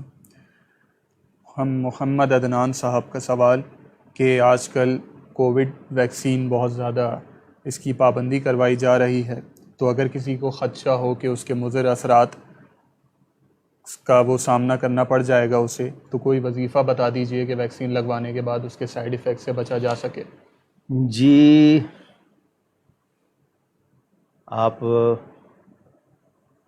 وہ جو بسم اللہ بتائی گئی، بسم اللہ الذی لا یضر مع اسمہ شیء فی الارض ولا فی السماء وہو السمیع العلیم، وہ پڑھ لیں. لوگ یہ کہتے ہیں کہ ویکسین کے فوراً بعد ہجامہ کروا لیں. کچھ لوگوں نے یہ تجویز دی ہے. بہرحال آپ اس نیت سے کہ یا اللہ میں مجبور ہوں، مجھے اس کے اثرات بد سے محفوظ فرما، جو دعائیں اور جو بسم اللہ آپ کو بتائی ہے یہ پڑھ لیجئے. اللہ تعالیٰ کرم کرے. جی اس وقت پوری دنیا اس وبا میں دھکیل دی گئی ہے اور روز بروز آپ کے سامنے حقائق آتے جا رہے ہیں، مشکلات، اور ختم ہونے کا نام نہیں لے رہی. اگلے کتنے نام دے دیے ہیں اگلے سال تک کہ اس کی اور کتنی لہریں آئیں گی، ان کے نام کیا ہوں گے وہ بھی اناؤنس کر دیے ہیں. تو یہ بزنس ہے، کوئی سازش ہے، کیا ہے؟ اللہ ہمیں اس سے بچائے. آمین. محمد اقبال صاحب کا سوال، قرآن پاک پڑھانے کی فیس لینا کیسا ہے؟ میں نے پہلے بھی بتایا، پھر بتا رہا ہوں. آپ نعت شریف پڑھتے ہیں، آپ قرآن شریف پڑھتے ہیں، پڑھاتے ہیں، آپ واعظ کرتے ہیں، آپ تدریس کرتے ہیں، نماز پڑھاتے ہیں، اذان دیتے ہیں. ان چیزوں کا معاوضہ نہیں ہوتا، نہ ہو سکتا ہے. یہ آپ کے وقت کا ہوتا ہے. آپ کے دوسری جو جسمانی آپ کی محنت ہوتی ہے، جانا پڑتا ہے، پابندی کرنی پڑتی ہے، یہ وقت کا اجارہ ہوتا ہے، آپ کا وہ محنت کا ہوتا ہے. باقی ان چیزوں کا معاوضہ نہیں ہوتا. تو آپ کو اگر پڑھانے جانا پڑتا ہے، وقت دینا پڑتا ہے، تو اس وقت کی یا آپ کا وہ جو ضروری ہے. حضرت عمر فاروق نے مؤذنوں کی تنخواہ مقرر کی کہ بھئی اگر ان کے بھی پیٹ ہے، یہ پابند کیے جائیں گے تو ان کے کھانے پینے کا کیا ہوگا. تو یہ ایک طرح سے نذرانہ ہے ان کا محنتانہ، اس لحاظ سے کہ وہ پابند ہوتے ہیں، وقت کے آنا جانا پڑتا ہے، خرچ ہوتا ہے پھر ان کے کھانے پینے کے لیے. تو یہ اس طرح ہے، ورنہ قرآن پڑھنے پڑھانے کا کوئی معاوضہ نہیں ہو سکتا. فرحت جبین صاحبہ کا سوال کہ والدین کے اصرار پر شادی میں ناچ گانا وغیرہ رکھنا کیسا ہے؟ کسی کے بھی اصرار پر ہو، والدین کی ہر وہ بات جو قرآن و سنت کے خلاف ہے نہیں مانی جائے گی. فلا تطعہما قرآن میں ہے، جہاں ذکر ہے نا ماں باپ کی خدمت کا، ان کا کہنا ماننے کا، وہاں فلا تطعہما بھی وہ بات جو قرآن و سنت کے خلاف ہے وہ نہیں مانی جائے گی، اور اس پر ان کا ناراض ہونے کی بھی پرواہ نہیں کی جائے گی. پیار سے سمجھایا جائے گا. جو اللہ اور اس کے رسول کے خلاف ہے اس میں کوئی خیر نہیں ہے. آپ خود بھی گناہ گار نہ ہوں، دوسروں کو بھی نہ کریں. آپ کے کہنے کے باوجود وہ کرتے ہیں، آپ اس میں حصہ نہ لیں، آپ ان کی کسی طرح بھی پذیرائی نہ کریں. رشتہ داروں کو بھی چاہیے اس کے شامل نہ ہوں، خود ہی ان کا وہ پتہ لگ جائے گا کہ جی جو کیا غلط کیا. طاہا سلیم صاحب کا سوال، دیگ پکانے کی منت ماننا کیسا ہے؟ یہ کہ جی آپ کوئی بھی جائز منت مان سکتے ہیں جو آسانی سے پوری کر سکیں. مشکل کے وقت میں آپ راضی ہوتے ہیں زیادہ سے زیادہ خرچ کر لوں یہ بلا ٹل جائے، لیکن بلا ٹل جاتی ہے پھر آپ کو بوجھ لگتا ہے. تو اللہ کو کوئی ضرورت نہیں ہے، یہ تو آپ کی جیب سے نکلوایا جا رہا ہے کہ آپ اس طرح نہیں نکالتے، تو اس طرح نکالیں، اللہ کی راہ میں لوگوں کی مدد کریں. تو منت کوئی بھی آپ نوافل پڑھنے کی، نیکی کرنے کی، کھانا کھلانے کی، کہ میں اتنے اللہ کے بندوں کو کھانا کھلاؤں گا، تو آپ وہ منت مان سکتے ہیں. مگر آسانی دیکھیے گا اپنی، یہ نہیں ہے کہ جی وہ اللہ تعالیٰ کو ان دیگوں کی ضرورت نہیں ہے، یہ اب کے بلکہ آپ اللہ کی مخلوق کی مدد کر کے بھوکوں کو کھلا کے اللہ کے غضب کو ٹھنڈا کرنے کی کوشش کرتے ہیں اپنے لیے، تاکہ آپ پر مہربانی ہو تو سہولت ہو تو کھانا کھلانے کی منت ماننا بالکل درست۔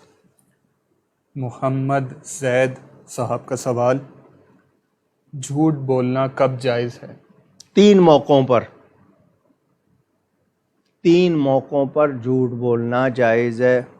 دشمن آپ کو پکڑ لے غیر مسلم اور آپ کے پوچھے جی مسلمانوں کا مال کہاں چھپا ہوا ہے، خزانہ اسلحہ کہاں چھپا ہوا ہے، فوج کہاں چھپی ہوئی ہے، وہاں جھوٹ بولے، ادھر ہے تو بتائے ادھر ہے، وہاں پر سچ نہیں بولا جائے گا۔ اسی طرح 2 بیویاں ہیں، دونوں پوچھیں کس سے زیادہ پیار ہے، تو جو پوچھ رہی ہے اسے کہ تجھی سے ہے، تاکہ گھر بھی بنا رہے اور چلتی رہے، مگر اس سے زیادہ نہیں۔ اسی طرح 2 بھائیوں کو مسلمانوں کو صلح کرانے کے لیے ایسی بات کرنی پڑے جس سے کسی کا نقصان نہ ہو، بلکہ اس سے دونوں کی دوستی ہو جائے اور کوئی نقصان بھی نہ ہو، تو وہاں گنجائش ہے، مگر وہ بھی اس صورت میں جب کہ پتہ ہو، اس کے علاوہ کوئی گنجائش نہیں۔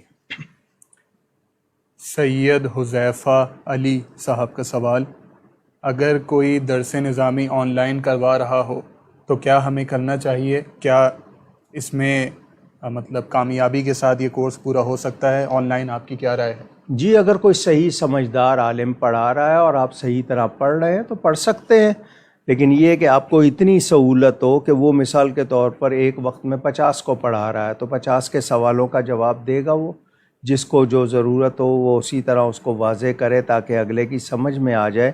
یہ نہیں ہے کہ صرف آپ نے سننا ہے، اب آپ کے ذہن میں سوال آ رہا ہے، سمجھنا چاہ رہے ہیں، نہیں سمجھ پائیں گے تو پھر وہ آپ کی ذہن نہیں کھلے گا، آپ کے ذہن سے وہ چیز جو اشکال ہیں وہ دور نہیں ہوں گے۔ پڑھنے میں آن لائن میں بہت اچھی بات ہے، لیکن یہ کہ اتنی سہولت ہو کہ آپ بات کو پوری طرح سمجھ سکیں اور وہ ٹائم دے سمجھا سکے۔ عمران احمد صاحب کا سوال، صدقہ کی کتنی قسمیں ہیں اور مسجد میں کون سا صدقہ دینا چاہیے؟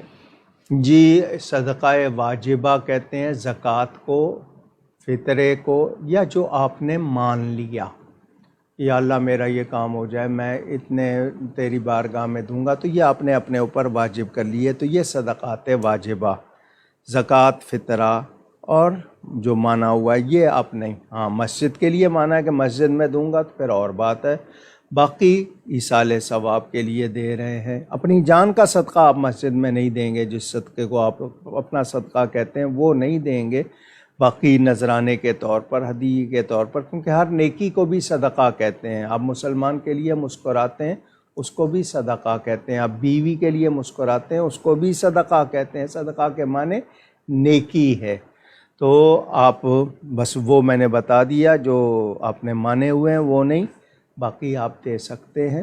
اپنی جان کا صدقہ یا بچوں کا صدقہ نہیں دیں گے، ہاں وہ جو اگر دے رہے ہیں تو وہ مستحقین کا حق ہے، وہ مسجد میں نہیں دیا جائے گا۔ باقی اس کے علاوہ آپ دیتے ہیں کہ جی اللہ کی راہ میں دے رہا ہوں، تو وہ بھی نیکی، لیکن اس کو صدقہ اس معنی میں نہیں جس معنی میں آپ اپنی جان کا صدقہ دیتے ہیں، وہ نہیں۔ 4 سدہ سے اسفند یار صاحب کا سوال، مسجد کے حدود میں بیت الخلاء بنانا کیسا ہے؟ مسجد زمین سے لے کر آسمان تک ساری مسجد ہوتی ہے جو باقاعدہ مسجد کی نیت سے بنائی گئی ہو، غصب نہ ہو، کسی کی زمین پہ قبضہ کر کے بنائیے، اس کا یہ حکم نہیں ہوا تو نماز ہی جائز نہیں ہے۔ تو جو مسجد ہے مسلمانوں نے پاک پیسے سے لے کر بنائی یا وقف کی ہے، وہ زمین سے آسمان تک جتنے حصے میں مسجد بنی ہوئی ہے اس میں نماز پڑھی جاتی ہے، وہ زمین سے لے کر آسمان تک مسجد ہے۔ ہاں، اگر آپ نے اس میں باؤنڈری بنا دی کہ اتنا حصہ مسجد ہے اور یہ حصہ مسجد سے باہر ہے، تو وہ جو باہر والے حصے میں بیت الخلاء بنایا جائے گا۔ جتنا حصہ وقف ہے مسجد کے لیے، مسجد کی متولی نے، مالک نے، یا جس نے بھی کہا کہ اتنے حصے میں نماز پڑھی جائے گی، تو اتنے حصے میں آپ بیت الخلاء نہیں بنا سکتے، نہ نیچے نہ اوپر۔ محمد افضل صاحب کا سوال، استخارہ نکالنے کا کیا طریقہ ہے؟ میرے پیارے نبی پاک صلی اللہ علیہ وآلہ وسلم نے تعلیم فرمایا ہے کہ جس کو کسی استخارہ، زیادہ ہم ہر چیز میں استخارہ کرنے لگ گئے، کاروبار بنا لیا۔ استخارہ 2-3 چیزوں میں ہوتا ہے۔ آپ کو زمین لینی ہے، سواری لینی ہے، سفر کرنا ہے، کوئی اس مقصد کے لیے کوئی کاروبار کر رہے ہیں، شادی کر رہے ہیں، تو باقی اب ہر چیز میں استخارہ تو نہیں ہوگا۔ استخارے کا مطلب اللہ سے رہنمائی اور بھلائی چاہنا، تو اس کا طریقہ نبی پاک صلی اللہ علیہ وسلم نے جو بتایا وہی اصل استخارہ ہے۔ باقی جتنے استخارے مارکیٹ میں چل رہے ہیں وہ اندازے ہیں، وہ اندازے ہیں، اس پہ کوئی دعویٰ نہیں ہو سکتا۔ مثلا آج کل ایک وہ تسبیح یوں پکڑتے ہیں، وہ دعا پڑھی، اگر تسبیح ہل گئی تو اثر ہے، ورنہ ہل گئی تو ہاں ہے، نہیں ہلی تو نہ ہے، یا نہیں ہلی تو ہاں ہے، ہل گئی تو ہاں۔ یہ اندازے ہیں، یا اس طرح کے جتنے بھی استخارے بتائے گئے یہ اندازے ہیں۔ اصل استخارہ آپ رات کو عشاء کے بعد جب سونے لگیں 2 رکعت نماز پڑھ کے دعا استخارہ پڑھ لیں۔ وہ نماز کی ہر کتاب میں لکھی ہوئی ہے، میری کتاب اوراد مشائخ میں لکھی ہوئی ہے۔ اگر نماز نہیں پڑھ سکے دعا پڑھ کے سو جائیں بغیر کسی سے کلام کیے 7 راتیں۔ جو پہلا خواب ہوگا وہ آپ کو جواب ہوگا، نہیں سمجھ آئے کسی عالم کو سنا کر سمجھ لیں۔ یہ اصل استخارہ ہے۔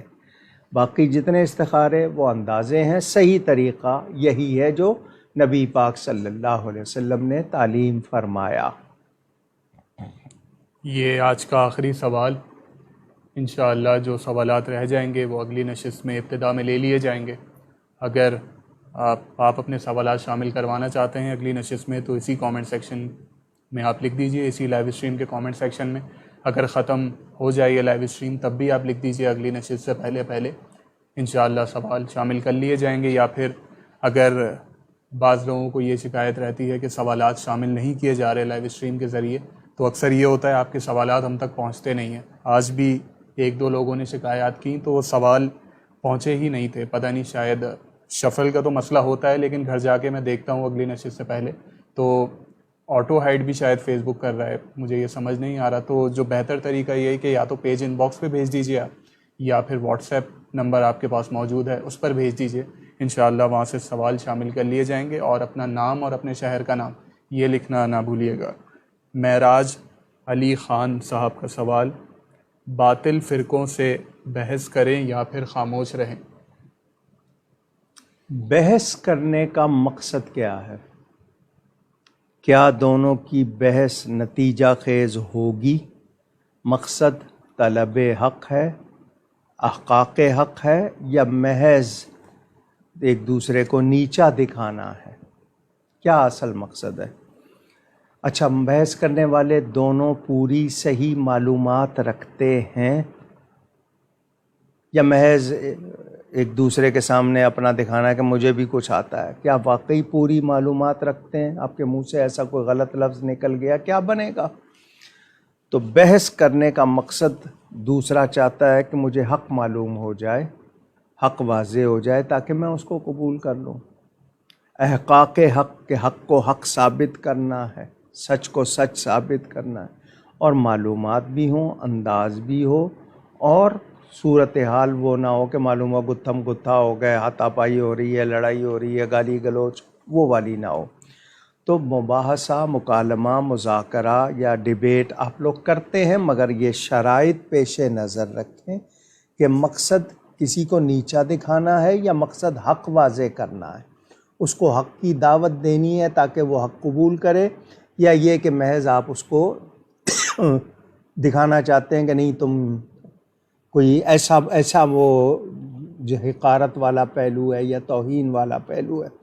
حق واضح کرنے کے لیے پوری معلومات ہیں تو آپ اچھے انداز میں بیان کریں، مگر دیکھیں مخاطب کون ہے، اس کی ویکیبلری کتنی ہے، اس کا مقصد کیا ہے۔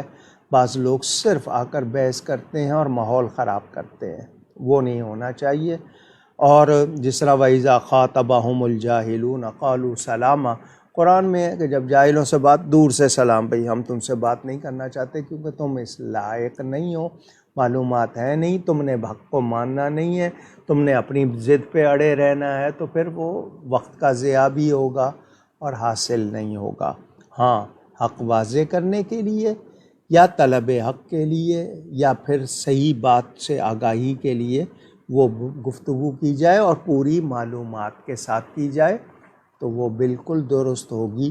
ورنہ یہ جو آج کل ہوتا ہے طہارت کے مسئلے معلوم نہیں ہیں، جنگ صفین اور جنگ جمل کی بحث ہو رہی ہے، یا کہیں پر جناب چلے جائیں تو کربلا کی بحث ہو رہی ہے. کو تمہیں کس نے اختیار دیا ہے؟ کون ایمان پر تھا، کون نہیں تھا؟ جو اس کے ایمان کو نہیں مانے میں اس کو مومن نہیں مانتا. یہ اس قسم کی بحثیں کیوں ہونے لگ گئیں؟ جانتے ہیں نہیں، اصول نہیں معلوم، بنیادی معلومات نہیں ہیں، بس ضد میں. اچھا اس کو عشق کہیں آپ، تو عشق تو تب ہوگا نا جب آپ کو پوری معلومات ہوں گی اور آپ واقعی راضی کر رہے ہوں گے ان کو. معلوم ہوا کہ دعویٰ عشق کا ہے مگر ہم گستاخی پہ جا رہے ہیں یا ان کو ناراض کر رہے ہیں. تو بہت احتیاط کی ضرورت ہے پوری معلومات کے ساتھ. اور پھر کہاں تک ہم کو اختیار ہے، کیا ہمیں معلوم ہے ہم کہاں تک بول سکتے ہیں؟ مثلا صحابہ کے درمیان کی باتیں آپس کی، ان کو مشاجرات کہتے ہیں، ان کے آپس کی باتیں، ہمیں اس پر بحث کرنے کی اجازت نہیں، تقدیر پر بحث کرنے کی اجازت نہیں. مگر دیکھا گیا لوگ انہی پہ زیادہ لگے ہوتے ہیں. نتیجہ کیا نکلتا ہے؟ کہیں ایمان ضائع ہو جاتا ہے، کہیں گستاخی ہو جاتی ہے، کہیں لڑائی ہو جاتی ہے. تو بہت احتیاط کی ضرورت ہے. وہ بحث کرے جہاں پتہ ہو کہ واقعی حق واضح کرنا ہے یا دوسرا طلب حق چاہتا ہے، یا آپ کو یہ یقین ہے کہ اس پر بات ہو جائے گی تو اس کے بعد یہ سوچے گا، اس پہ غور کرے گا. قابلیت صلاحیت بھی ہونی چاہیے. بہرحال احتیاط کا دامن نہیں چھوڑنا.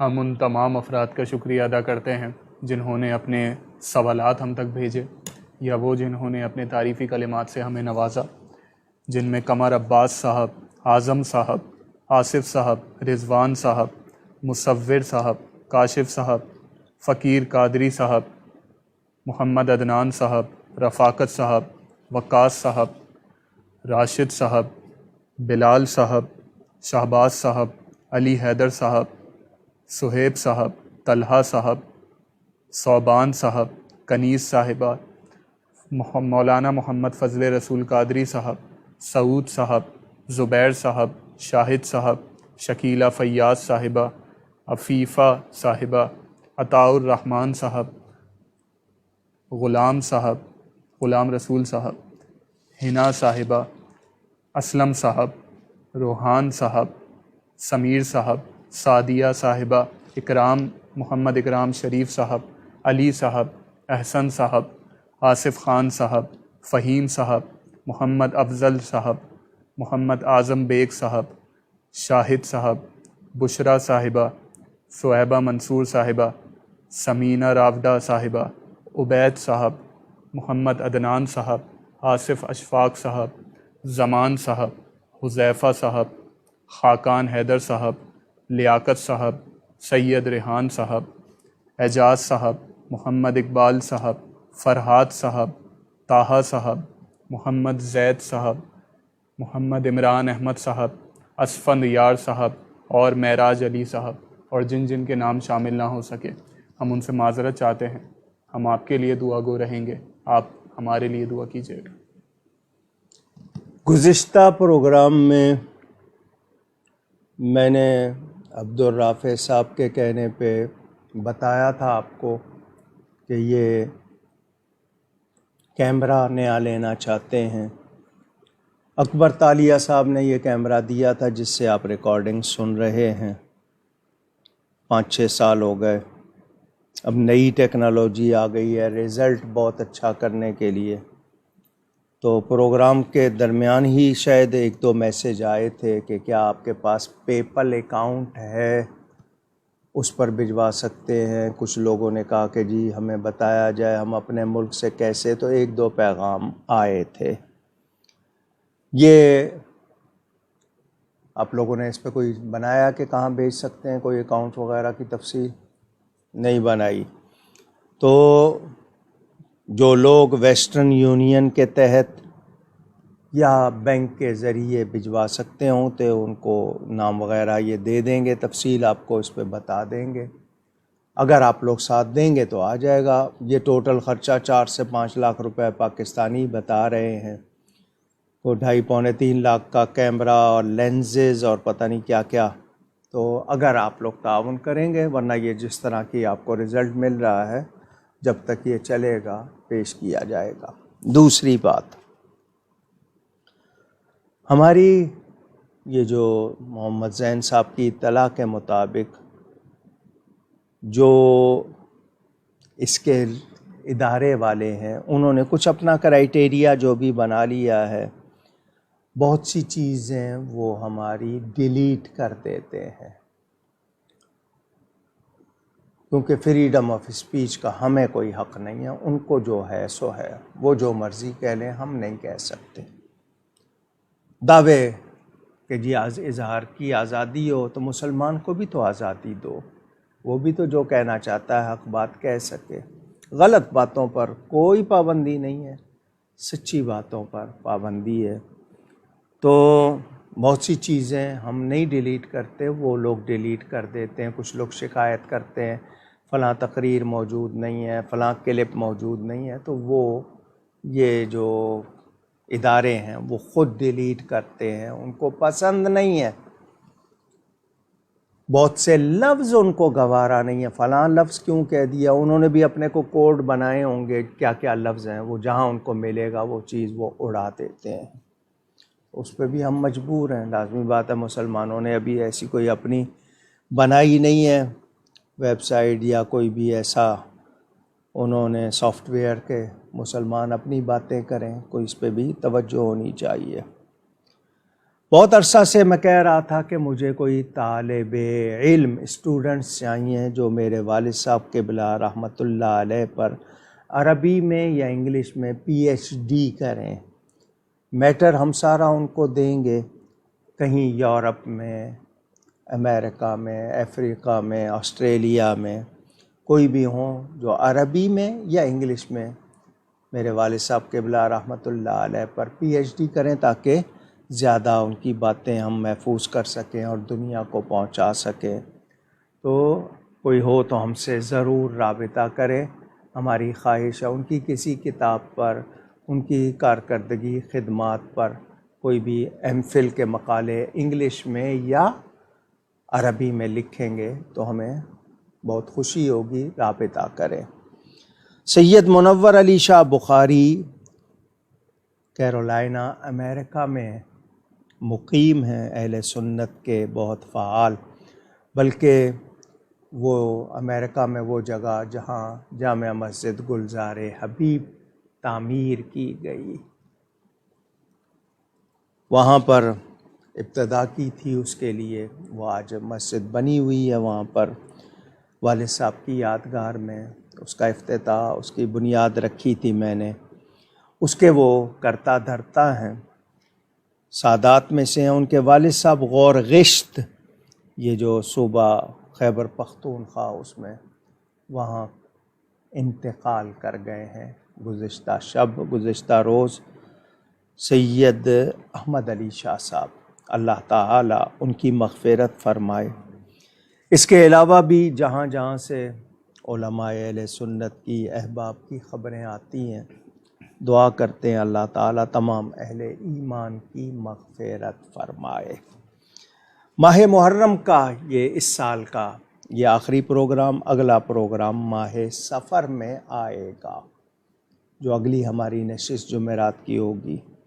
وہ سیدنا امام حسن رضی اللہ تعالیٰ عنہ کا مہینہ ہے. تو محرم میں ہم نے خوب ذکر حسین کیا، سفر میں ہم خوب ذکر حسن کریں. وہ بھی نواسہ رسول ہیں، ان کی بھی یاد بنانی ہے. وہ امام حسین کے بھی امام ہیں. دوسرے امام امام علی مقام امام حسین، تیسرے امام اہل بیت میں ہمیں سب سے پیار ہے. ان کا ذکر بھی ہوگا. 28 سفر ان کی تاریخ شہادت ہے، اس میں خاص طور پر ذکر ہوگا. 13 تیزی کے حوالے سے، سفر کے حوالے سے وہم جو ڈالے جاتے ہیں، اس کو منحوس مہینہ وغیرہ کہتے ہیں. ان کو یہ کئی مرتبہ بتا چکا ہوں، ایسی کوئی بات نہیں ہے. سفر کا مہینہ بلکہ سفر المظفر کہا جاتا ہے اس کو. تو جو لوگ اس مہینے کے پہلے 13 دن کے حوالے سے 13 تیزی یا اس طرح کی باتیں کرتے ہیں، وہ اس میں کوئی حقیقت نہیں ہے، حدیث شریف میں اس کی وضاحت آ گئی، تو اس کو برا سمجھنا یا غلط سمجھنا یہ درست نہیں ہے۔ تو آپ کو یہ بھی یاد رکھنا ہے۔ اس کے علاوہ جی جو بھی لوگوں کے سوالوں کے لیے کہہ رہے تھے، محمد زین صاحب کو کسی سے دشمنی نہیں ہے، جو بھی سوال آئیں گے وہ پڑھیں گے۔ ہاں یہ ضرور ہوتا ہے جتنی تیزی سے چلتا ہے تو کوئی گزر گئے رہ گئے، وہ میں مان سکتا ہوں، جس کو وہ شفل کرتے ہیں جی جی تو اس میں یہ ہو سکتا ہے۔ تو ایسے لوگ واٹس ایپ پہ بھیج دیں، میں نے ان کو تاکید کی ہے۔ نام لکھتے وقت بھی ہوتا ہے کوئی نام رہ گیا ہو، آج کچھ نام مجھے جو ہر جمعرات سنتا ہوں 2-4 نام نہیں سنائی دیے، رہ گئے یا آئے نہیں تو کوتاہی ہو سکتی ہے، تو آپ ناراض نہ ہوئیے گا۔ اللہ تعالی سب کے حق میں خیر فرمائے، آمین ہم سب کو اس وبا سے بچائے۔ خاص طور پر ایک بات کرنی ہے، ایک صاحب نے اپنے آپ کو وہ پتہ نہیں شہنشاہ کہلاتے ہیں، انہوں نے بہت ہی زیادہ بد کلامی کی ہے، گستاخی کی ہے صحابی رسول حضرت امیر معاویہ رضی اللہ عنہ کے خلاف۔ ایسے لوگ کیا چاہتے ہیں؟ کیا ماحول بگاڑنا چاہتے ہیں؟ آپ کیا سمجھتے ہیں گستاخی بے ادبی ہوتی ہے تو کچھ اثر نہیں ہوتا؟ نسلیں برباد ہوتی ہیں، بستیاں ویران ہوتی ہیں۔ یہ وبائیں ایسے ہی نہیں آ رہی ہیں، یہ مسلمانوں نے اہل بیت اطہار، اصحاب نبوی، اولیاء امت کے بارے میں غلط باتیں شروع کر دیں، ان کے لہجے بگڑ گئے، اور جوہلا وہ جوش میں لڑنے لگ گئے۔ خدا کے لیے اس ملک میں امن رکھیے۔ اور میں ذمہ دار حکمرانوں سے بات کر رہا ہوں، وہ حکمران جن کو کرسی کا بڑا نشہ ہے، پوچھنا چاہوں گا تمہاری کچھ ذمہ داری ہے یا نہیں ہے؟ گستاخیاں ہوتی رہیں اور آپ خاموش رہیں، آپ کہیں گے نہیں جی ان کا کام ہے لڑنا، تو آپ کا کیا کام ہے؟ آپ کا کام ہے جو غلط کر رہا ہے اس ایک کو بھی اگر آپ قرار واقعی سزا دے دیں گے رستہ رکے گا۔ آپ اس پہ مزے لیتے ہیں، آپ اس پہ چشم پوشی کرتے ہیں، تغافل کرتے ہیں۔ یہ اس اکڑ میں نہ رہیے گا ورنہ پکڑ بڑی سخت ہوگی۔ یہ بے ادبیاں جو ہو رہی ہیں اور بے ادبی کرنے والے بھی جان لیں کوئی خیر نہیں ملے گی۔ یہ جتنی گستاخیاں وہ اہل بیت کی شان میں ہو، کسی صحابی کی، اللہ کے کسی سچے ولی کی شان میں، بہت مہنگی پڑتی ہے۔ جو لوگ خاموش رہتے ہیں وہ سمجھیں گے کہ ہم نے تو نہیں کیا، آپ بھی پسیں گے، کیونکہ آپ حق کو حق نہیں کہہ رہے، باطل کو باطل نہیں کہہ رہے۔ آپ کو بھی جواب دینا پڑے گا، سوچئے گا۔ تو ہم سب احتجاج کرتے ہیں، مذمت کرتے ہیں اور اپنا حق چاہتے ہیں کہ ہمیں امن سے رہنے دیا جائے، معظمات دینی کا احترام کروایا جائے، گورنمنٹ کروائے، وزیر اعظم، صدر، فوج کے سربراہ، عدلیہ کے سربراہ، پارلیمنٹ، ہر ادارے سے زیادہ شان عزت ہے اللہ کے نبی کی، ان کے صحابہ کی، ان کے اہل بیت کی۔ اگر وہ نہیں ہوگی امن نہیں رہے گا۔ اور جو لوگ زبان دراز ہیں، دریدہ دہن ہیں، وہ سوچ رکھیں اللہ کی لاٹھی بے آواز ہے۔ وَسَيَعْلَمُ الَّذِينَ ظَلَمُوا أَيَّ مُنْقَلَبٍ يَنْقَلِبُونَ وَلَا تَحْسَبَنَّ اللَّهَ غَافِلًا عَمَّا يَعْمَلُ الظَّالِمُونَ۔ اور گستاخی کرنے والے کے حصے میں لعنت، ملامت، بربادی، تباہی آئے گی، کوئی خیر نہیں آئے گی۔ اللہ ہم سب کو ادب کی توفیق عطا فرمائے۔ آمین۔